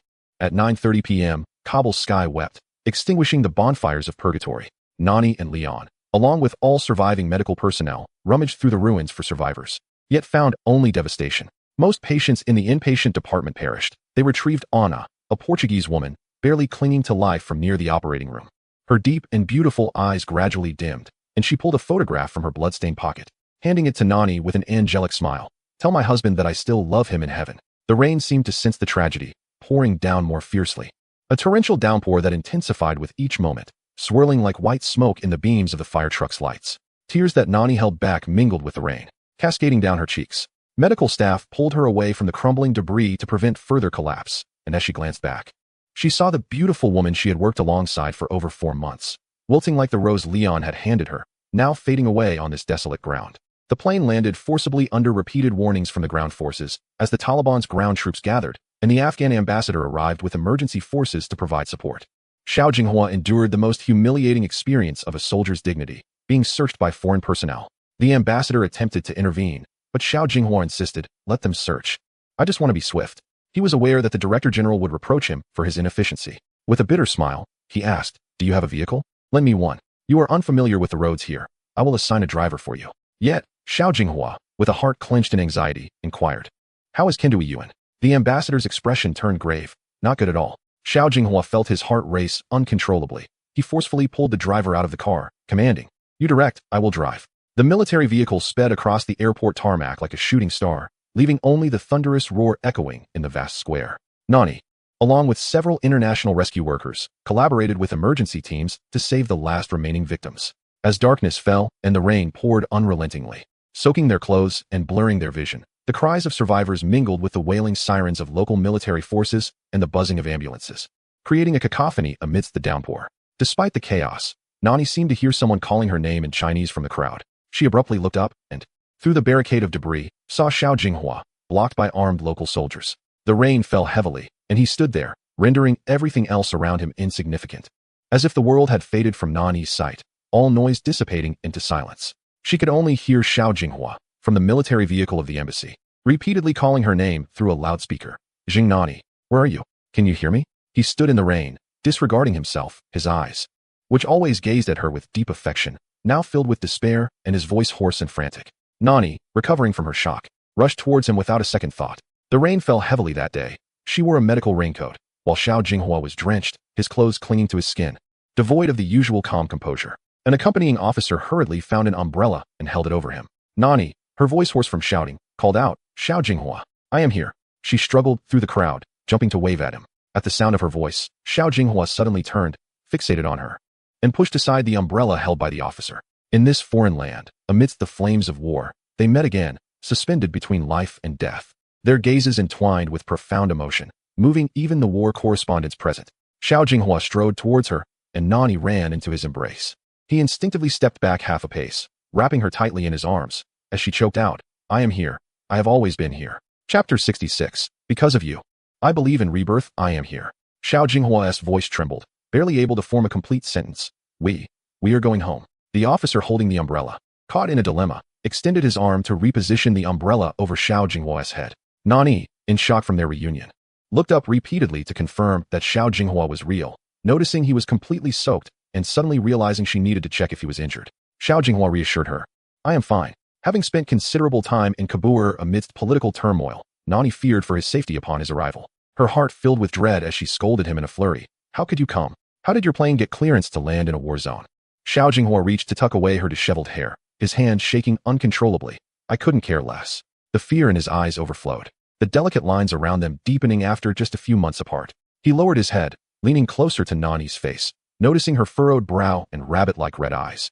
Gently coaxing her, "Don't cry." His voice was soft, like trying to scoop water from the moonlit surface, fearful of disturbing the tranquil reflection. Yet, before he could capture that moment, it shattered into fleeting glimmers as Nani pounded on him, sobbing, "What if something happens to you?" Xiao Jinghua replied jokingly, "The phone call was not finished. I still have things to say." She gazed at him, recalling their conversation before the call ended, feeling as if ages had passed, only to hear him solemnly declare, I love you too. The rain fell noisily, serving as a backdrop, and Nani felt a rush of emotion, tears spilling from her eyes. They kissed deeply amidst the rain, as all the war correspondents' cameras flashed, and the multinational rescue teams froze in this moment of lovers' reunion. Their tender affection needed no embellishment, each snapshot capable of gracing the front page of a century-old newspaper as a proclamation of true love. As they separated, breathless, they gazed at each other anew. Xiao Jinghua's eyes glistened with red, his heartbeat erratic yet safely returning to his chest. At that moment, he lifted Nani in his arms and turned to leave. Nani clutched his collar, reverting to her delicate self, murmuring, I cannot leave yet. The medical rescue team will arrive soon, and our work here will soon conclude. Her eyes sparkled with determination, while Xiao Jinghua's emotions surged. He set her down and coldly instructed the accompanying officer, get me a raincoat. The officer, taken aback, stuttered, Sir, you cannot enter the scene. We cannot take responsibility if anything goes wrong. Nani shook Xiao Jinghua's arm, blinking to persuade him. There are many of us. You are not a professional. The scene is dangerous. I will worry about you. Please wait for me. I promise I will return safely. Xiao Jinghua clenched his hand tightly, unwilling to part, and stubbornly ordered the officer, hurry, find a raincoat. The officer reluctantly handed Xiao Jinghua a raincoat, his internal resolve crumbling, uncertain of the repercussions he would face. The embassy's emergency rescue team arrived, and upon seeing Xiao Jinghua don in the military raincoat, assisting rescuers in carrying the injured, the stationed ambassador anxiously wrung his hands, trailing behind Xiao Jinghua, offering pleasantries, only to hear Xiao Jinghua coolly respond, you should retreat. The diplomatic emergency plan will be provided by Ambassador Xiao. The ambassador felt dazed, realizing he had inadvertently implicated his superior. In that moment, Xiao Jinghua's status overshadowed the on-ground news, igniting the reporters' enthusiasm. The ambassador obstructed the fervent war correspondents, responding to their inquiries with official rhetoric. Lyon, while providing aid to a survivor, curiously asked, is that your boyfriend? He pointed toward the man not far away, whose understated demeanor could not conceal his distinguished air. Nani felt warmth spread within her, her love for him materializing as she bashfully replied, he is my partner. Lyon observed the multitude of exceptional talents gathered at Kindui Yuan, yet Xiao Jinghua remained the most striking figure, embodying the soldier's proud posture. With the noble spirit of a Chinese warrior, Lyon sighed sincerely, so, Mrs. Jing's other half is such an outstanding person. Nani, filled with pride for her country, replied, it is our nation's strength that nurtures such remarkable men. Lyon admired the resilient woman before him, a camellia that could not be defeated by the storm of war, radiating light. At that moment, he genuinely envied the man in the distance. Finally, the rain ceased at dawn, the moon descended, and the sky gradually lightened, transforming into a white line on the horizon. The car returned to the hotel at the base, where Xiao Jinghua remained silent throughout the journey. It was not until Nan Yi entwined her fingers with his and quietly inquired, is it troublesome for you to come out like this? That he turned to glance at her. The unease in his eyes fell into Nan Yi's gaze as he replied, the international news blockade made me genuinely fear I would never see you again. Nan Yi, feeling a pang of heartache, leaned closer to him. This tumultuous episode marked perhaps the most frenzied moment for the two of them, woven with a myriad of hysterical emotions. Exhausted, he embraced her in the shower, the warm water cascading down, gradually calming their tumultuous feelings through tangible sensations.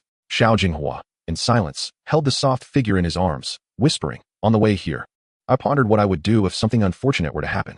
Nan Yi, utterly fatigued, turned to wrap her arms around him, squinting up at him. His voice resonated above her, a low, hoarse murmur. The Xiao family has served in the military for generations, never bowing to gods or burning incense. Yet I truly wish someone could hear my prayers. At that moment, I fervently wished for the existence of deities. Nanny felt as if her heart were being sliced, a pain that tugged at her with every beat. She leaned down to kiss the spot over his heart, as if her touch could soothe the tremors within him. Through her sobs, she murmured, I want you, I only want you. For days after the bombing incident, the beautiful nation repeatedly altered its narrative in the public eye, shifting from the attack on K to the accidental bombing of a hospital, and ultimately, to providing assistance at the local request. The press conference erupted into chaos, where Xiao Guining robustly refuted the accusations. Stripped of their societal identities, everyone was merely a spouse, a parent, a child.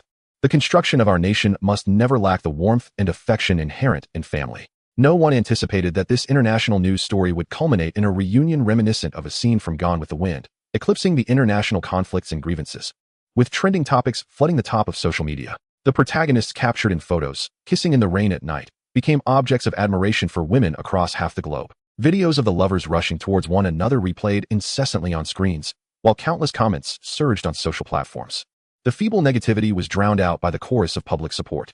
The Ministry of Foreign Affairs adeptly utilized this love story, recognized by the world, shifting the focus from international affairs to a tale of true love. Nan Yi sat in the office of Xia Shenwai, teased by her colleagues, no longer engaging in her usual arguments, but instead smiling foolishly. In the news, Xiao Jinghua, who had always responded to reporters with official decorum, was asked about his personal feelings for the first time. That day, at a local enterprise, he donned a crisp white shirt with a neatly tied bow tie, surrounded by subordinates. Speaking to the camera under the brilliant sunshine, he declared, "My partner is far greater than I. She is someone who carries the world in her heart, a person worthy of many's affection. I am fortunate that she loves me deeply." As August drew to a close in Beichuan, the sky was as blue as freshly washed denim. Meng Zi, upon Nan Yi's return to the country, implored her colleagues to cover her shifts. Eager to catch up with Nan Yi, her concern mirroring that of Zheng family parents. Across the dining table, Meng Zi observed Nan Yi, who had returned to work merely days after her homecoming. Though she appeared considerably slimmer, her eyes sparkled with brilliance, and her demeanor had shed its youthful innocence, exuding a natural grace. She pouted, holding back tears of sympathy, and teased, "At this rate, there will soon be no patience left in the world. How does your partner tolerate your reckless antics, regardless of life and death?" Nan Yi smiled triumphantly, savoring the loofah soup before her with a spoon. There was a hint of petty satisfaction in her expression as she mischievously replied, "He dotes on me. Didn't he, you know?" Meng Zi nearly choked on her water, retorting, "What are you bragging about? As if I haven't seen enough while we were in school." Nanny chuckled foolishly, as if she had immersed herself in this blissful ignorance. Meng Zi decided to set her chopsticks down, reclining in her chair, and regarded Nan Yi. "You two have finally achieved a happy ending, but Xiao Jinghua's proposal lacked originality. I expected a wealthy man to come up with something more creative." Nan Yi recalled the moment when Xiao Jinghua presented her with a property donation agreement, meticulously having her affix her fingerprint, glancing at her with a hint of mischief, and asked, "What kind of originality do you seek?" "I think it's rather splendid." Meng Zi grimaced in disdain. "Haven't you always said you didn't care about material possessions?" Nan Yi rested her chin on her hand, contemplating seriously, and replied, "These material possessions do differ in significance." She remembered how Xiao Jinghua nervously laid the agreement before her, his anxiety palpable, fearing rejection. The lawyer beside him was bewildered that someone would present a gift with such trepidation, especially one of the largest donations he had ever encountered. As she scanned the legal jargon, the lengthy document detailed everything from antiques to real estate, all framed as a premarital gift, signifying his relinquishment of ownership. Upon reaching the final page, she saw her name inscribed in elegant script by Xiao Jinghua, the strokes deeply etched into the paper, revealing a love as profound as the inscription itself, rendering the diamond ring in the silk box pale in comparison. Xiao Jinghua attempted to downplay the significance of the entire affair, casually stating, "Don't feel burdened. If I were to fall from grace one day, I could still rely on your support." Without hesitation, Nanny dipped her finger into the red ink and firmly pressed it against her name, then beamed at Xiao Jinghua, saying, "Rest assured, I will never let you fall." Xiao Jinghua, regaining his composure, noticed her fingers stained red and, without time to wipe it clean, instinctively opened his arms to embrace her. He looked down to see her smiling radiantly at him, and in that moment, he understood that she had truly and unapologetically taken her rightful place by his side. An international rescue effort had propelled his public image to new heights, and the corresponding penalties were either lifted or softened. His political standing became almost mythical among his peers, making him more adept in business negotiations. The lawyer discreetly excused himself from the conference room, vividly recalling how, prior to signing the donation agreement, he had repeatedly confirmed Xiao Jinghua's personal intentions, ensuring no coercion was involved. Throughout, this man had exhibited unwavering willingness, unperturbed by the implications. Among the many legal arrangements for gifts between magnates, this one was utterly unique. The lawyer, drenched in cold sweat, repeatedly inquired, "Mr. Xiao, are you certain? Once altered, legally you will no longer possess anything." Xiao Jinghua's expression remained indifferent, as if this matter were of no consequence to him, and he resolutely affirmed, "I am certain." It wasn't until the lawyer truly met the protagonist of the rumors that he realized she was indeed more beautiful than the frontline international doctors depicted in the news, though not an absolute beauty. What astonished him most was witnessing how, when together, the usually proud and aloof Xiao Jinghua transformed into a warm figure, while the calm and rational Miss Zheng appeared as lively as an 18-year-old girl. He speculated that this must be what love looks like. If love were to take on human form, it would resemble the two before him. Meng Zi, smiling, pushed her food towards Nan Yi, teasing, "Does this count as being conquered by wealth?" Nan Yi, beaming with joy, shook her head, "I am conquered by male beauty." Meng Zi laughed heartily, feigning a cough. "I told you, your boarding Xiao Jinghua's car was not merely coincidental. You were so young back then. You have strayed from your righteous path." Nan Yi twirled the white ring on her middle finger, adorned with a delicate row of square diamonds. The slender band, though unobtrusive, refracted a brilliant light under the restaurant's white illumination. She shamelessly admitted, "Is my husband not handsome?" Are you denying the truth? Meng Zi, unable to withstand her brazen demeanor, managed to squeeze out a single word through clenched teeth. Handsome. As the meal concluded, Meng Zi casually mentioned He Rui. It seems she's in trouble. Suspected of illegal fundraising. I heard she's about to board a plane, but someone dragged her back from the airport, more efficient than the authorities. Upon hearing this, Nanny felt a jolt in her heart. Over the years, she had known that He Rui struggled, a woman navigating in a male-dominated world without background or resources, enduring untold humiliation. After finally breaking through, her fate was so dire. She inquired, what is He Rui's current situation? Meng Zi replied, I don't know the details, but she should be undergoing judicial procedures.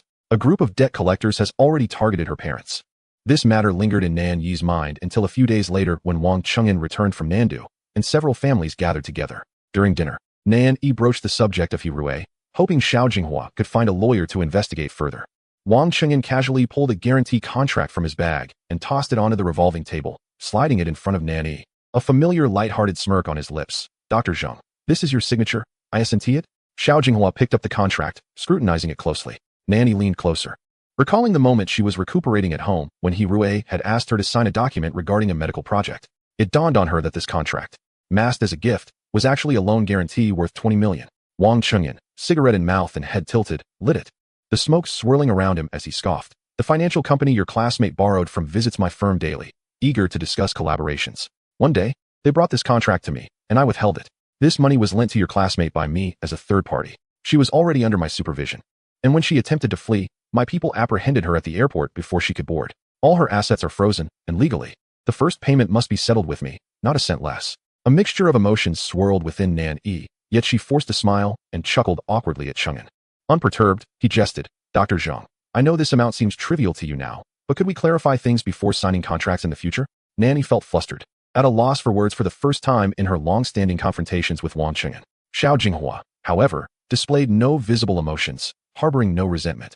He simply tossed the contract back to Chengyan, leaving it for future proceedings, while gently holding her hand beneath the table, soothing her palm as if to comfort her, asking, do you wish to know more about her situation? Nan Yi, lips pressed together, found her complex emotions hard to articulate, and nodded gently. The next day, arranged by Yang Kai, she met with He Rui, who was awaiting trial. Separated by a simple wooden table, He Rui's expression upon seeing Nan Yi was a complex palette of emotions, all mixed together. They sat at opposite ends, a meter apart, as if separated by vast mountains. The light blue uniform worn by He Rui, once full of pride and ambition, now seemed a bitter irony against her weary demeanor. Her once familiar face now bearing an estranged detachment. He Rui lowered her head slightly, offering a self-deprecating smile. I didn't expect you to be the first to visit me. A year ago, when she had come to see Nan Yi, she was brimming with ambition and confidence, having managed such a large project. Yet now she found herself empty-handed. Nan Yi calmly regarded her. Is there anything at home that needs assistance? He Rui suddenly lifted her gaze, her eyes searching as if grasping at impossible hopes. You must know about the guarantee situation. Nanny responded coolly, I am aware. He Rui fixed her with a stare, and after a moment, softly asked, could you perhaps stop those people from bothering my parents? This request, seemingly innocuous, was one that no one dared to fulfill. Not even her family. Nanny regarded her with a detached demeanor. In the span of half a year, betrayal had become a trivial matter in the face of life and death. She recalled a decade ago when He Rui was a standout student, secretly passing her snacks through the fence, reminding her, you're so young. Why the rush to university? I've already helped you keep it under wraps. Remember to treat me to a meal once the quarantine is over. Back then, He Rui was an enthusiastic member of the student council, while Nan Yi was a fresh-faced junior. Nan Yi reached across the table to hold He Rui's hand, but was warned by the guards against physical contact. Tears welled in He Rui's eyes at this gesture. Nan Yi sighed softly and comforted her. Don't worry about home. He Rui managed a sorrowful smile and asked, don't you hate me? After some contemplation, Nan Yi realized that her feelings didn't amount to hatred. After all, the ravages of war in Kabul had long since dulled her attachment to matters beyond life and death. Yet, some bonds had already reached their conclusion at that moment. She shook her head, and He Rui, unwilling to accept, laughed bitterly. The unfairness of this world is maddening. Nanny raised an eyebrow and smiled slightly. What constitutes fairness? Everyone has their own perspective. What kind of fairness do you seek, He Rui? I will do my utmost regarding your affairs. You will always be the figure outside the isolation ward during the SARS outbreak in my heart. Take care of yourself. For I believe our chances of meeting again are slim. As Nanny stood to leave, she heard He Rui call out behind her. I saw the news. I understand. Your sense of fairness must be fought for. Nan Yi did not look back, exiting through the door, hearing the faint rustling behind her. She didn't turn to see. But she knew Rue must be in tears. Walking down the long corridor, the echo of her footsteps resonated. The rhythmic cadence resembling a farewell melody destined to cease at the ominous iron gate, while beyond the towering walls, the world beyond was ablaze with the late summer sun. Outside the courtyard, a black Range Rover waited with its windows down, the sun blazing overhead. Xiao Jinghua leaned against the car, smoking, his features softening with age. Upon seeing Nan Yi emerge from the iron gate, he extinguished his cigarette. Through the window, he cheekily inquired, "Miss, do you have a boyfriend?" Time seemed to rewind to that rainy night in early spring of 2007, when a young man drove behind Nan Yi on Chang'an Street. Nan Yi, her eyes sparkling, replied with a sweet smile, "Xiao Jinghua, are you pursuing me?" Xiao Jinghua opened the car door, stepping out and playfully slinging an arm around her shoulder. Grinning mischievously, "Come on, let us go have some fun." Nanny laughed, playfully punching him, exclaiming, "Are you insane? I'm just visiting a friend, and you're acting like this." Xiao Jinghua chuckled, half-jokingly saying, "Aren't you going to ask how we're going to have fun?" Once in the car, Nanny assumed he was merely joking, rolling her eyes. "You're not going to make me jump over a fire pit like on TV, are you? How tacky. Your family forbids superstitious activities." Xiao Jinghua retrieved 2 household registration books from the center console, waving them in front of her. Nan Yi gazed at the crimson notebook, a sudden realization dawning upon her. She lifted her gaze to him, while Xiao Jinghua feigned nonchalance. "You finally managed to take a leave, promised to do something for you. And yet after your trip abroad, it has dragged on until now. If I don't attend to it soon, I shall be nothing more than a charlatan with empty words." Tilting her head, Nan Yi observed Xiao Jinghua as he steered the wheel, his mind seemingly elsewhere. She held her breath, quietly studying his profile, reminiscing about the 8 years they had shared.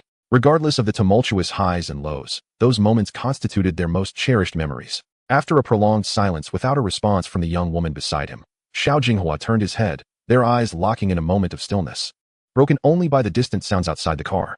He noticed Ning Yi smiling, her gaze soft, as she suddenly set the red notebook aside, placed her finger to her lips in a gesture of silence, and whispered, "Don't speak.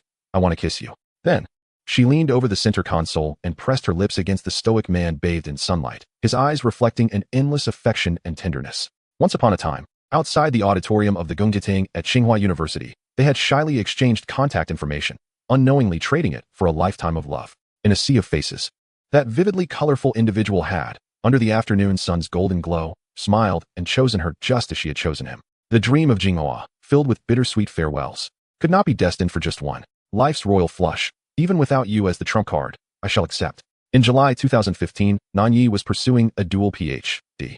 at the University of Cambridge. In the same month, the domestic stock market plummeted from its peak of 5,178 points, crashing below 3,500 points within just 17 working days. Countless investors in the A-share market found their assets severed, resulting in public uproar. At the end of August, she reunited with Wang Chengyan in London's financial district.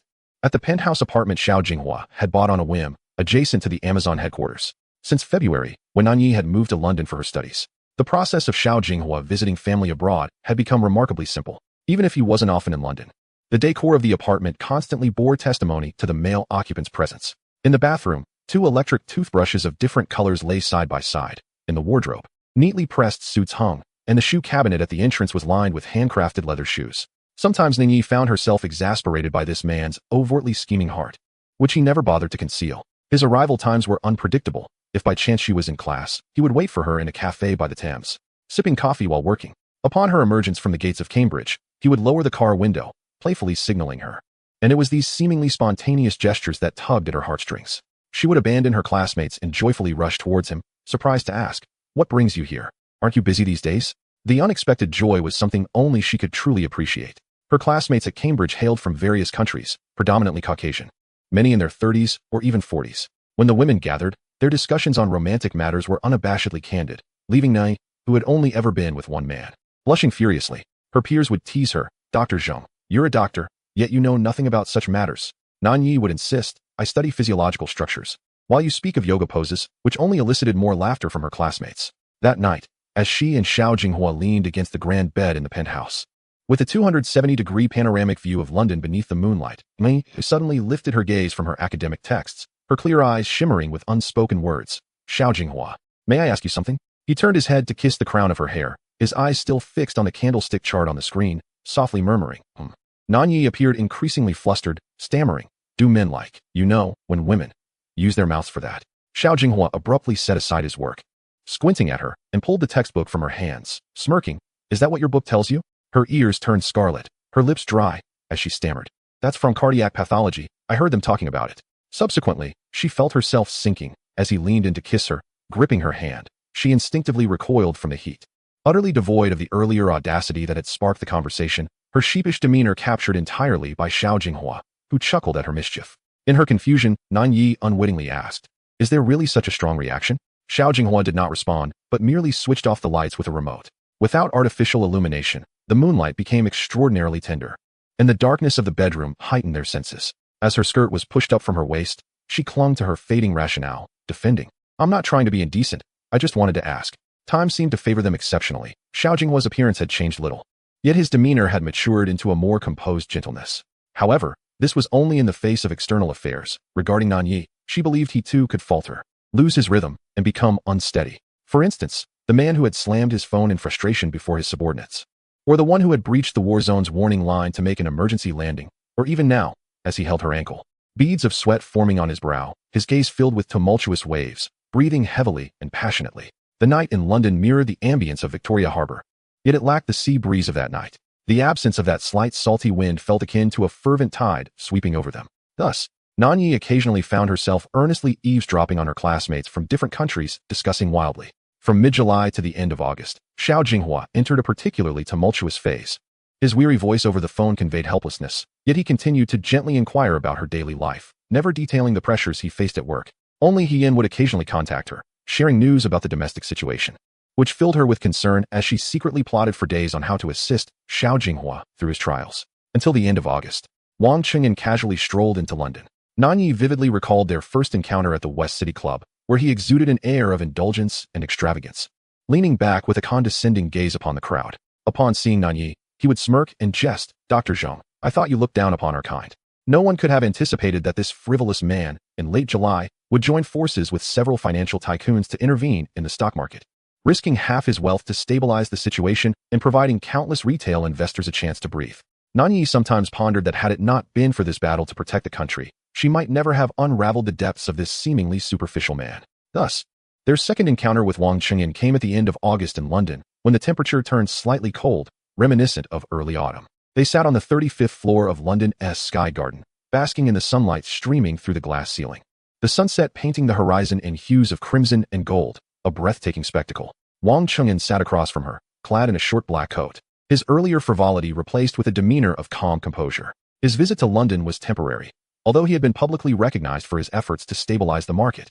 The recent turmoil had led to Zhang Zhongquan's short-selling escape, where he exploited the national crisis for personal gain, devoid of any sense of responsibility as a social entrepreneur. The Regulatory Commission had enforced strict oversight, uprooting past entanglements and exposing the murky accounts, leading to a swift downfall, and the crowd turned against him. The Shin family, along with others, could not escape the impending disaster. In the blink of an eye, it has been over 8 years since I became acquainted with Chengyan. The passage of time evokes a sense of desolation, as the person before me no longer resembles the one from yesterday. Nani smiled and inquired, "Where's Han? Why didn't she come along?" Wang Chengyan replied with his usual faint smile, "We no longer keep in touch." Nani, feeling awkward, refrained from pressing further, presuming that the two had ultimately failed to reach an understanding. During that period, Nani was fervently obsessed with purchasing a Burberry trench coat, its structured collar and tailored fit exuding an air of sophistication.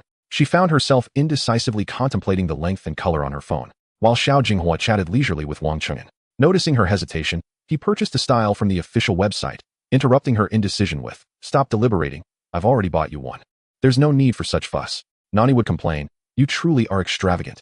Money isn't meant to be spent this way, like an ordinary girlfriend." She meticulously calculated expenses with her boyfriend. Xiao Jinghua would pinch her cheek and tease, "What will you do with all that money if you don't spend it?" Without a moment's hesitation, Nani retorted, "Aren't you in dire need of money right now? Here, take it." Wang Chengyan chuckled from across the table, "Dr. Zhong, you should keep that to yourself. The funds given to you by Huazi are for your livelihood. That money is but a mere ripple in the stock market."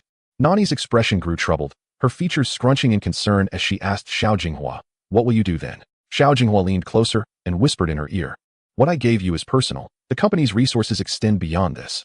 Even amidst difficulties, a large enterprise is resilient, and this year the real economy is flourishing. It's simply a time when the nation is in distress, and all major companies should contribute." Nani, realizing her ignorance, suddenly felt embarrassed, lowering her gaze to poke at the bowl of ice cream. Xiao Jinghua laughed, withdrawing her hand to clean it, reminding her, "Don't eat too much." It will upset your stomach. Wang Cheng'an sat across from them, watching the two express their affection without regard for his presence. His interest waning as he turned to gaze at the evening glow. At that moment, Heian appeared from the observation lift, as if amused, stepping through the lush greenery to stand before Wang Cheng'an, slapping a bank card onto the table. That day, she donned a pleated long skirt and a casual shirt with a wide collar, revealing her delicate collarbone beneath a black inner layer. She stood amidst the twilight, enveloped in a soft pink hue, her demeanor resolute as if declaring, "I have sold all the gifts you gave me. In my haste to part with the antiques, I received a total of 65 million, all on this card. Wang Cheng'an, I must ask you, is this amount sufficient for us to spend the latter half of our lives together?" Wang Cheng'an squinted, tilting his head to regard the young woman before him. Her Jiangnan mist-softened features now imbued with a newfound boldness. Xiao Jinghua took Nani's hand, rising to leave the scene. Nani, bewildered by the situation, tilted her head and asked Xiao Jinghua, "What is going on with them?" Xiao Jinghua teased, "Perhaps Heian, like you, believes we are in such dire straits that we might resort to begging on the streets." Nani's face flushed with embarrassment, refusing to acknowledge him in the swiftly descending elevator. Yet, Xiao Jinghua playfully tugged at her earlobe, teasing her, "But I appreciate the sentiment." In that moment, Nani, caught up in his playful provocation, suddenly grasped his hand, biting his finger lightly, leaving a circle of marks, then mischievously said, "Your gift of clothing can be considered a return favor." Xiao Jinghua laughed, realizing she could so brazenly be playful, yet he accepted it with a sense of ease. It was on that day that Wang Cheng'an grasped Heian's wrist, smiling as he said, "Heian, do you believe we could embark on another wave of national defense?" Still, he tenderly held her wrist, pressing his lips against her fingers, softly suggesting, "Let us try and truly be together." Chapter 69. Side story. She is the sister-in-law for a considerable time thereafter. Heian resigned from her job and sought refuge with Wang Cheng'an in London, content in their corner, becoming a good companion for Nani during her studies abroad. It was also the most leisurely half-year for Wang Cheng'an, having dispersed half of his fortune. He seemed less burdened by fame and fortune, spending his days idly wandering the outskirts of London with Heian. Sometimes in the evenings, they would invite Nani to order a few dishes, bringing them back to the apartment to spare her the inconvenience of returning home late. Under the dazzling nightscape, Wang Cheng'an would sip a bit of wine, becoming slightly tipsy, reminiscing about past acquaintances and events while Heian quietly listened. Occasionally, they would discuss the current state of the Shen family, which was not merely a decline in fortune but a descent into turmoil. When speaking of Shen Jiayan, he would smirk with disdain, recalling, "That time, due to your matter, Huazi directly broke his right arm's radius and scapula. I once thought Huazi was too upright, disdainful of such rogue methods. But that time I realized he could be quite ruthless." Nani recalled that time when Shen Jiayan had stormed into the Guamao with a throng to confront Shen Jiai, unaware that such an incident would unfold during the 30 minutes she waited in the car. Nani would inquire about Shen Jiai's current situation. On rare occasions, Wang Cheng'an would entertain her curiosity, detailing how he had once sent someone to keep watch over Shen Jiai. He found her to be rather extravagant, leading him to believe that both men and women, once wealthy, indulged in excess, living in hedonism. He reflected on how Xiao Jinghua, despite his passionate youth, ultimately ended up in a marriage of convenience, pondering the profound depravity of human nature and questioning the existence of genuine emotions. He mused, desires are insatiable, and the abyss of loss after falling from grace must be hard for Shen Jiai to bear. Nani smiled. It seems that Mr. Wang has become much more subdued. Wang Cheng'an paid little heed to her teasing, leaning affectionately towards Heian, playfully coaxing her. In Nani's presence, he would often cause Heian to blush, only relenting when he could laugh freely. As autumn descended upon London, the weather grew damp and chilly, even more so than back home. The group had developed a habit of shunning the pretentious Michelin-starred restaurants, opting instead to order a few dishes and settle in Nani's apartment, watching movies projected on the wall, enjoying the nights in London as if the warm ambience was more homely than Cheng'an's villa. Once, when Xiao Jinghua was on a business trip passing through London, Nani eagerly decided to prepare Chinese cuisine for everyone. She procured all the necessary ingredients, but when it came time to cook, the remaining three retreated to a safe distance. When she presented a plate of sweet and sour fish, Heian and Cheng'an exchanged glances, only to hear Nani enthusiastically urging them to try it. Cheng'an recalled the moment Nani had dropped the fish into the pot, likening the kitchen to a ticking time bomb. He scrutinized the dish, uncertain how to approach it. Just as he was about to speak, Heian pressed his mouth shut. In the end, Xiao Jinghua picked up his chopsticks, sampling several bites with an air of calm, almost adopting a connoisseur's demeanor. Cheng'an scoffed, thinking of how Xiao Jinghua had likely savored countless culinary masterpieces over the years. Yet here he was, enjoying a simple home-cooked fish. Nani's eyes sparkled, her lovely lashes fluttering like fans, eagerly asking, "Is it delicious?" Xiao Jinghua responded nonchalantly. Perhaps this affirmation bolstered her courage, for she took the communal chopsticks and served both Cheng'an and Heian a portion. The two, under Nani's eager and expectant gaze, steeled themselves to swallow the fish in their bowls. The flavor of this dish, a medley of sour, sweet, and salty, with an added hint of fishiness, truly resembles a spilled spice cabinet. Chang'an could no longer contain himself, laughing while coughing, and candidly remarked, "Dr. Zheng, please spare us." As he spoke, he pondered how Xiao Jinghua, currently enjoying a state banquet, could maintain such composure while swallowing this concoction, and even audaciously claimed it was good. Yet, Nan Yi, undeterred, inquired of Xiao Jinghua, "Is it really that unpalatable?" After which, she took a bite herself, pouting as she forced it down, puzzled by the fact that she had followed the recipe meticulously. "Never mind, I shall just discard it." Xiao Jinghua recalled her in the kitchen, weighing each ingredient with precision. Finding her endearing, he replied, "No need, I find it quite agreeable." Wang Cheng'an, ever the mocker, chimed in, "Huazi, I know you two share a good rapport, but let's not speak so lightly." Nan Yi, having long considered Cheng and one of their own, boldly carried the dish over to Xiao Jinghua, confronting him directly. "It's not for you. Xiao Jinghua enjoys it." Xiao Jinghua raised an eyebrow, a playful grin on his face, and asked, "All for me?" Nan Yi cheerfully responded, "All for you, not a bite for them." At this moment, Xiao Jinghua, with an expression of resigned compliance, said, "Indeed, they shouldn't have any." After sipping half a glass of water, he paused and added, "Perhaps I should share half with them." Cheng'an burst into laughter, recalling last year in Switzerland when he thought he would be stranded in a foreign land, lamenting that Switzerland was a desolate place devoid of life. Surprisingly, having spent the past few months in London, he found it far from dull, so much so that he had indulged in a few extra drinks during dinner. And it was late when he finally rose to leave with He Yan. Before exiting, he pulled Xiao Jinghua aside, tipsy and with a knowing look, remarked, "I now somewhat understand your past resistance to your family's wishes." Taking Cheng'an's words to heart, Xiao Jinghua turned back to glance at Nan Yi, who had dozed off on the sofa amidst her professional books. After bidding farewell to the two, he gently picked her up and carried her to the bedroom. In his embrace, she stirred slightly, her eyes half open, and mumbled, "Last time you were away, Cheng'an told me that Shun Jai sought you out afterwards. You two aren't rekindling an old flame, are you?" Xiao Jinghua chuckled at her sleep-induced folly, amused by her choice of words. "What old flame? You want to indulge in this aged vinegar?" Nan Yi tugged at his collar, eyes closed, insistently replied, "Of course, I must. It's because of her that you are in your second marriage." He reassured her repeatedly, agreeing, and was about to lay Nan Yi down on the bed when she commanded, "I haven't bathed yet. I can't sleep." Xiao Jinghua, with affectionate exasperation, carried her to the bathroom instead. Stripped bare, she clung to him languidly like a koala. Motionless as he bathed her, the faint scent of lilac mingling with gardenia wafting through the warm, steamy air of the bathroom, creating an ambience just right. Nan Yi, restless, nudged him playfully, prompting a gentle warning from Xiao Jinghua, as he lightly smacked her bottom, "Behave."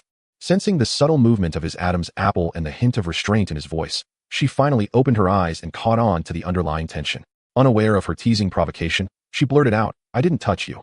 Why do you still have a reaction?" Xiao Jinghua paused, straightened his back, rinsed her hair clean, and sighed softly, "Please, refrain from speaking." At the end of November, Xiao Luo arrived in London to attend a winter fashion show for a special brand. During this season, London experienced nearly a month of incessant rain, the dreary weather reminiscent of the somber atmosphere in the film Twilight, making it an ideal city for vampires to hide. Xiao Luo's allure could rival that of a male vampire. That day, Nanny lingered too long in the library, and by the time she exited the school, night had fallen. She spotted Xiao Luo standing by the car, without an umbrella, as the rain fell in a gentle drizzle beneath the dim streetlights, intermittently catching the gasps of passing female pedestrians, though she had grown accustomed to such attention. By chance, He Yan, as usual, asked Nanny if she would like to join her for dinner, to which Nanny replied over the phone, "I have plans with a classmate." Wang Cheng'an, curious, inquired via WeChat, "Is it a male or female classmate?" Nanny retorted with annoyance, "A classmate from elementary school." Ultimately, on that day, the usually reticent Cheng'an found himself squeezed at the table with He Yan and Nanny, dressed in a high-neck cashmere sweater paired with a light-colored blazer. Wang Cheng'an exuded the demeanor of a refined businessman, but with two fingers lazily holding a cigarette, he casually remarked, "Oh, a big star, which agency are you with?"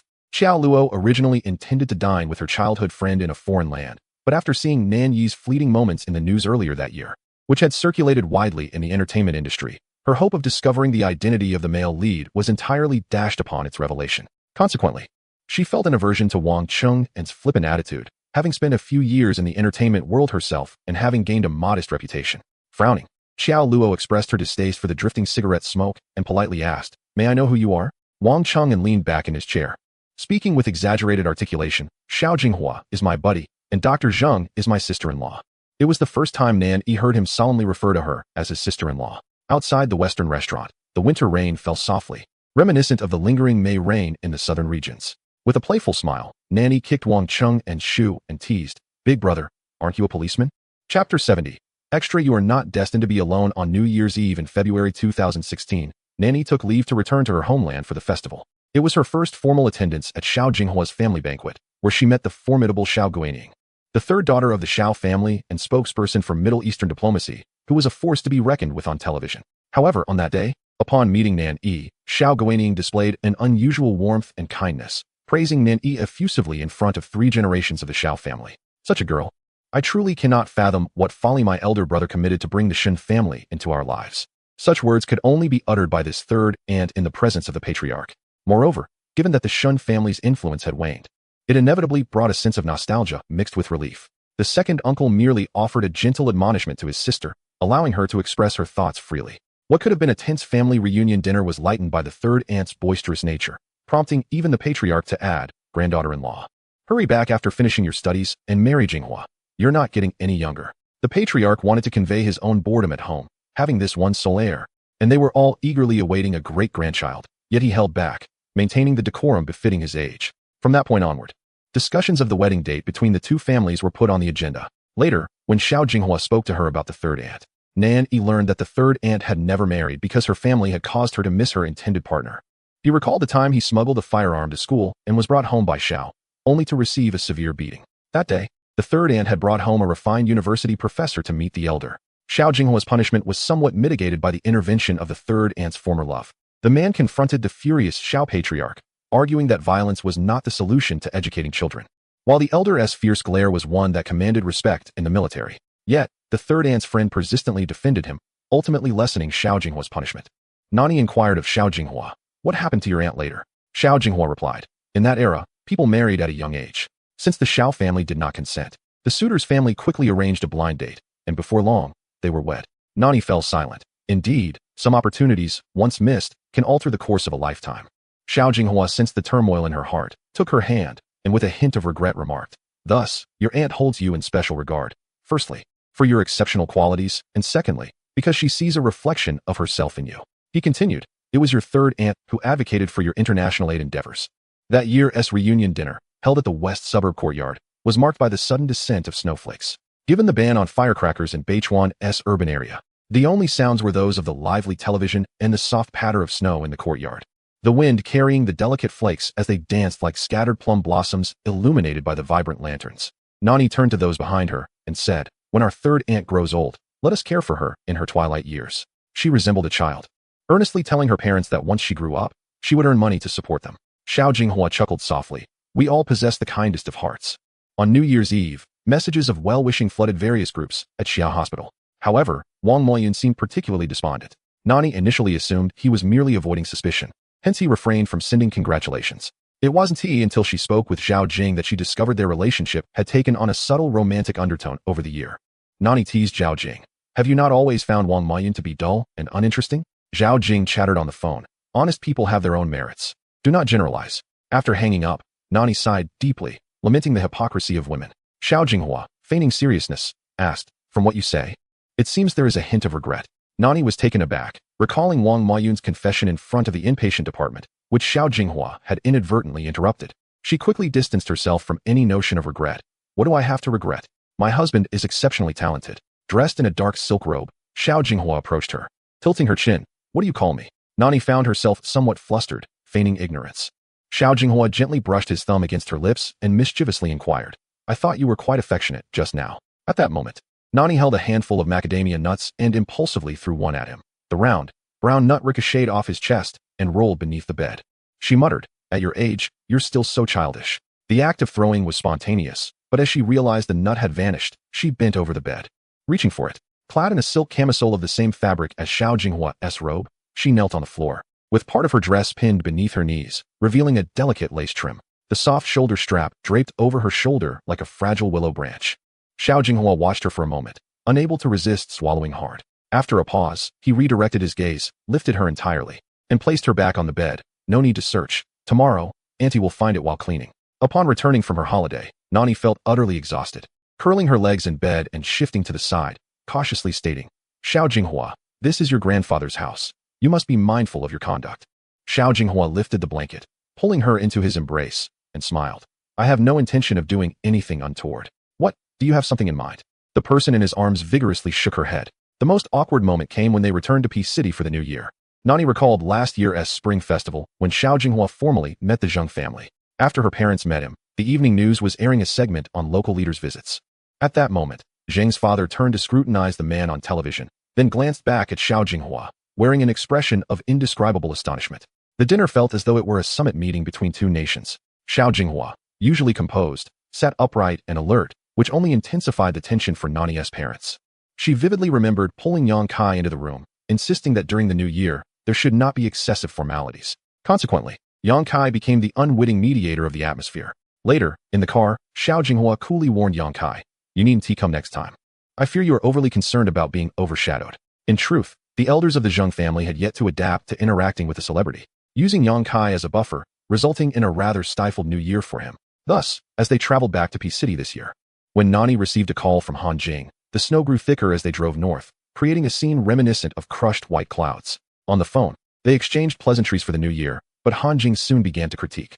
"What kind of circle do you have? Others share glimpses of their beautiful lives, while you either post about a craniotomy or anatomical diagrams. Do you believe many have blocked you?" Nani thought to herself, "Is that what I wish to share?" The hospital mandates weekly posts on academic topics, and after recovering from her gunshot wound, she has been operating without time for academic pursuits. After going abroad, she spent half her time at school and the other half at the hospital, lacking the energy to curate topics. She would snap a picture spontaneously and could post several in a day if she wished. Nani retorted, "I have contained myself. It's the hospital's fault. Otherwise, I wouldn't have a social media function at all." Han Jing, through the radio waves, gently admonished, "You should learn from others how to showcase affection. Is your partner not worthy of display? If this continues, I might have to block you too." At the mention of her partner being unworthy, Nani stiffened, suddenly realizing they had never shared couple photos. With a blank expression, she turned to Xiao Jinghua, the car's interior falling into a profound silence as every word from the phone resonated in their ears. She hurriedly sought a valid excuse in her mind. Xiao Jinghua did not have a social media presence either, which seemed fair. However, upon seeing his enigmatic smile, it was clear he was not one to let this slide easily. In a flurry, she ended the call, the sound of Han Jing's voice lingering in the air. "How did you end up with a fatherly type of boyfriend?" That day, Xiao Jinghua meaningfully teased Nani. "It seems you disapprove of my age, hence your reluctance to post our photos. It is said that as a leader, one possesses exceptional summarizing abilities, and his words encapsulated two critical issues." Nani leaned against the car door with a sheepish smile. "Do you not know I have a preference for mature men like you?" Perhaps this answer pleased him, as Xiao Jinghua temporarily set aside the social media matter. After a while, he leaned in, signaling her with his eyes. "Come, now is the time to take a picture." His hand rested on her waist, the caressing motion slightly suggestive. Nani, grinning, eagerly captured the photograph and sent it to Xiao Jinghua's phone.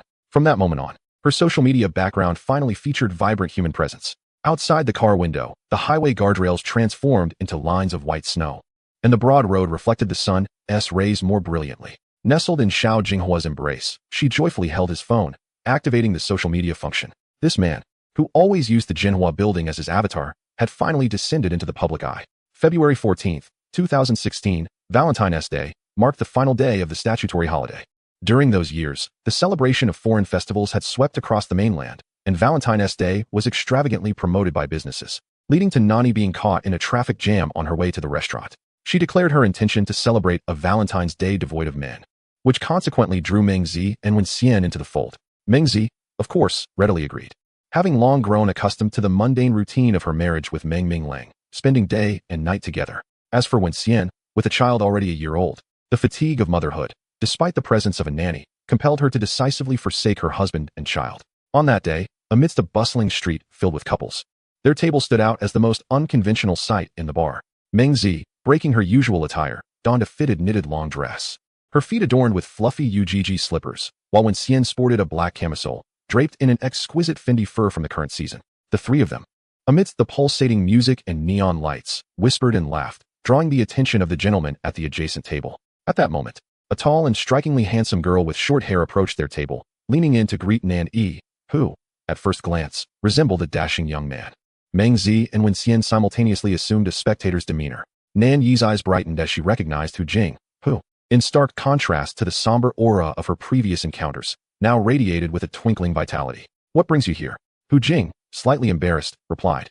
"I occasionally perform here at night to earn some pocket money." Nan Yi mused to herself that despite Hu Jing's modest profession, her daily expenses were likely not a concern. Sensing her thoughts, Hu Jing clarified, I am now with the Red Cross Emergency Rescue. Dr. Zhang, I saw your news. You are remarkable. With that, she gave a thumbs up. Her smile genuine. That day, Hu Jing serenaded Nan Yi with a song. The blessing accompanying it stated, "Today is Valentine's Day." Perhaps the notion that lovers ultimately unite is a fallacy. Yet I have witnessed a pair of lovers, neither of whom were the original subjects, requiring no derivation. For they have never been bound by cause and effect. This song is dedicated to my friend, devoid of blessings, but offered with my deepest respect.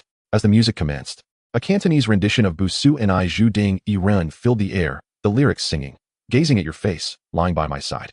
It is you who stretches time, refracting the light." Nan Yi recorded a brief video and sent it to Xiao Jinghua. When her phone lit up again, Xiao Jinghua urged her to look back. Suddenly turning, she spotted a handsome man standing in the entrance corridor, waving at her. She sprang up, startling Meng Zi, who, upon seeing Xiao Jinghua, wore a disdainful expression, remarking, "You said you would never bring a man, and yet your man arrived first." Nan Yi disregarded both women and joyfully bounded over to Xiao Jinghua, like a jubilant bird, asking, "What brings you here?" As if he always had the power to surprise her, and she relished every moment. Xiao Jinghua grinned. "I feared you might feel lonely without me." Nan Yi tilted her head and turned to greet Lu Chunsheng, whose warm smile revealed the truth. It is only when Jinghua leaves you that you truly feel lonely. Their fingers intertwined, they returned to their booth, where the men at the neighboring table now regarded them with an added layer of scrutiny. Though none possessed the eagerness to act, the girl singing beneath the white lights was no longer the broken beauty of 2 years prior. The coldness that once surrounded her seemed to have been warmed by the sunset, coming alive as she transformed into a captivating presence on stage. Xiao Jinghua leaned close to her ear, wrapping his arms around her waist, asking, "Are you happy now?" She replied, "Of course, I am even happier that you are here."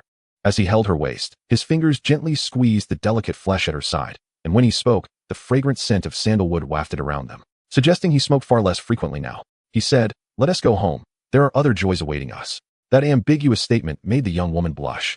Unsure whether it was the alcohol or the romantic ballad that rendered her bashful, her cheeks flushed with a delicate pink hue as she playfully scolded, "Rogue."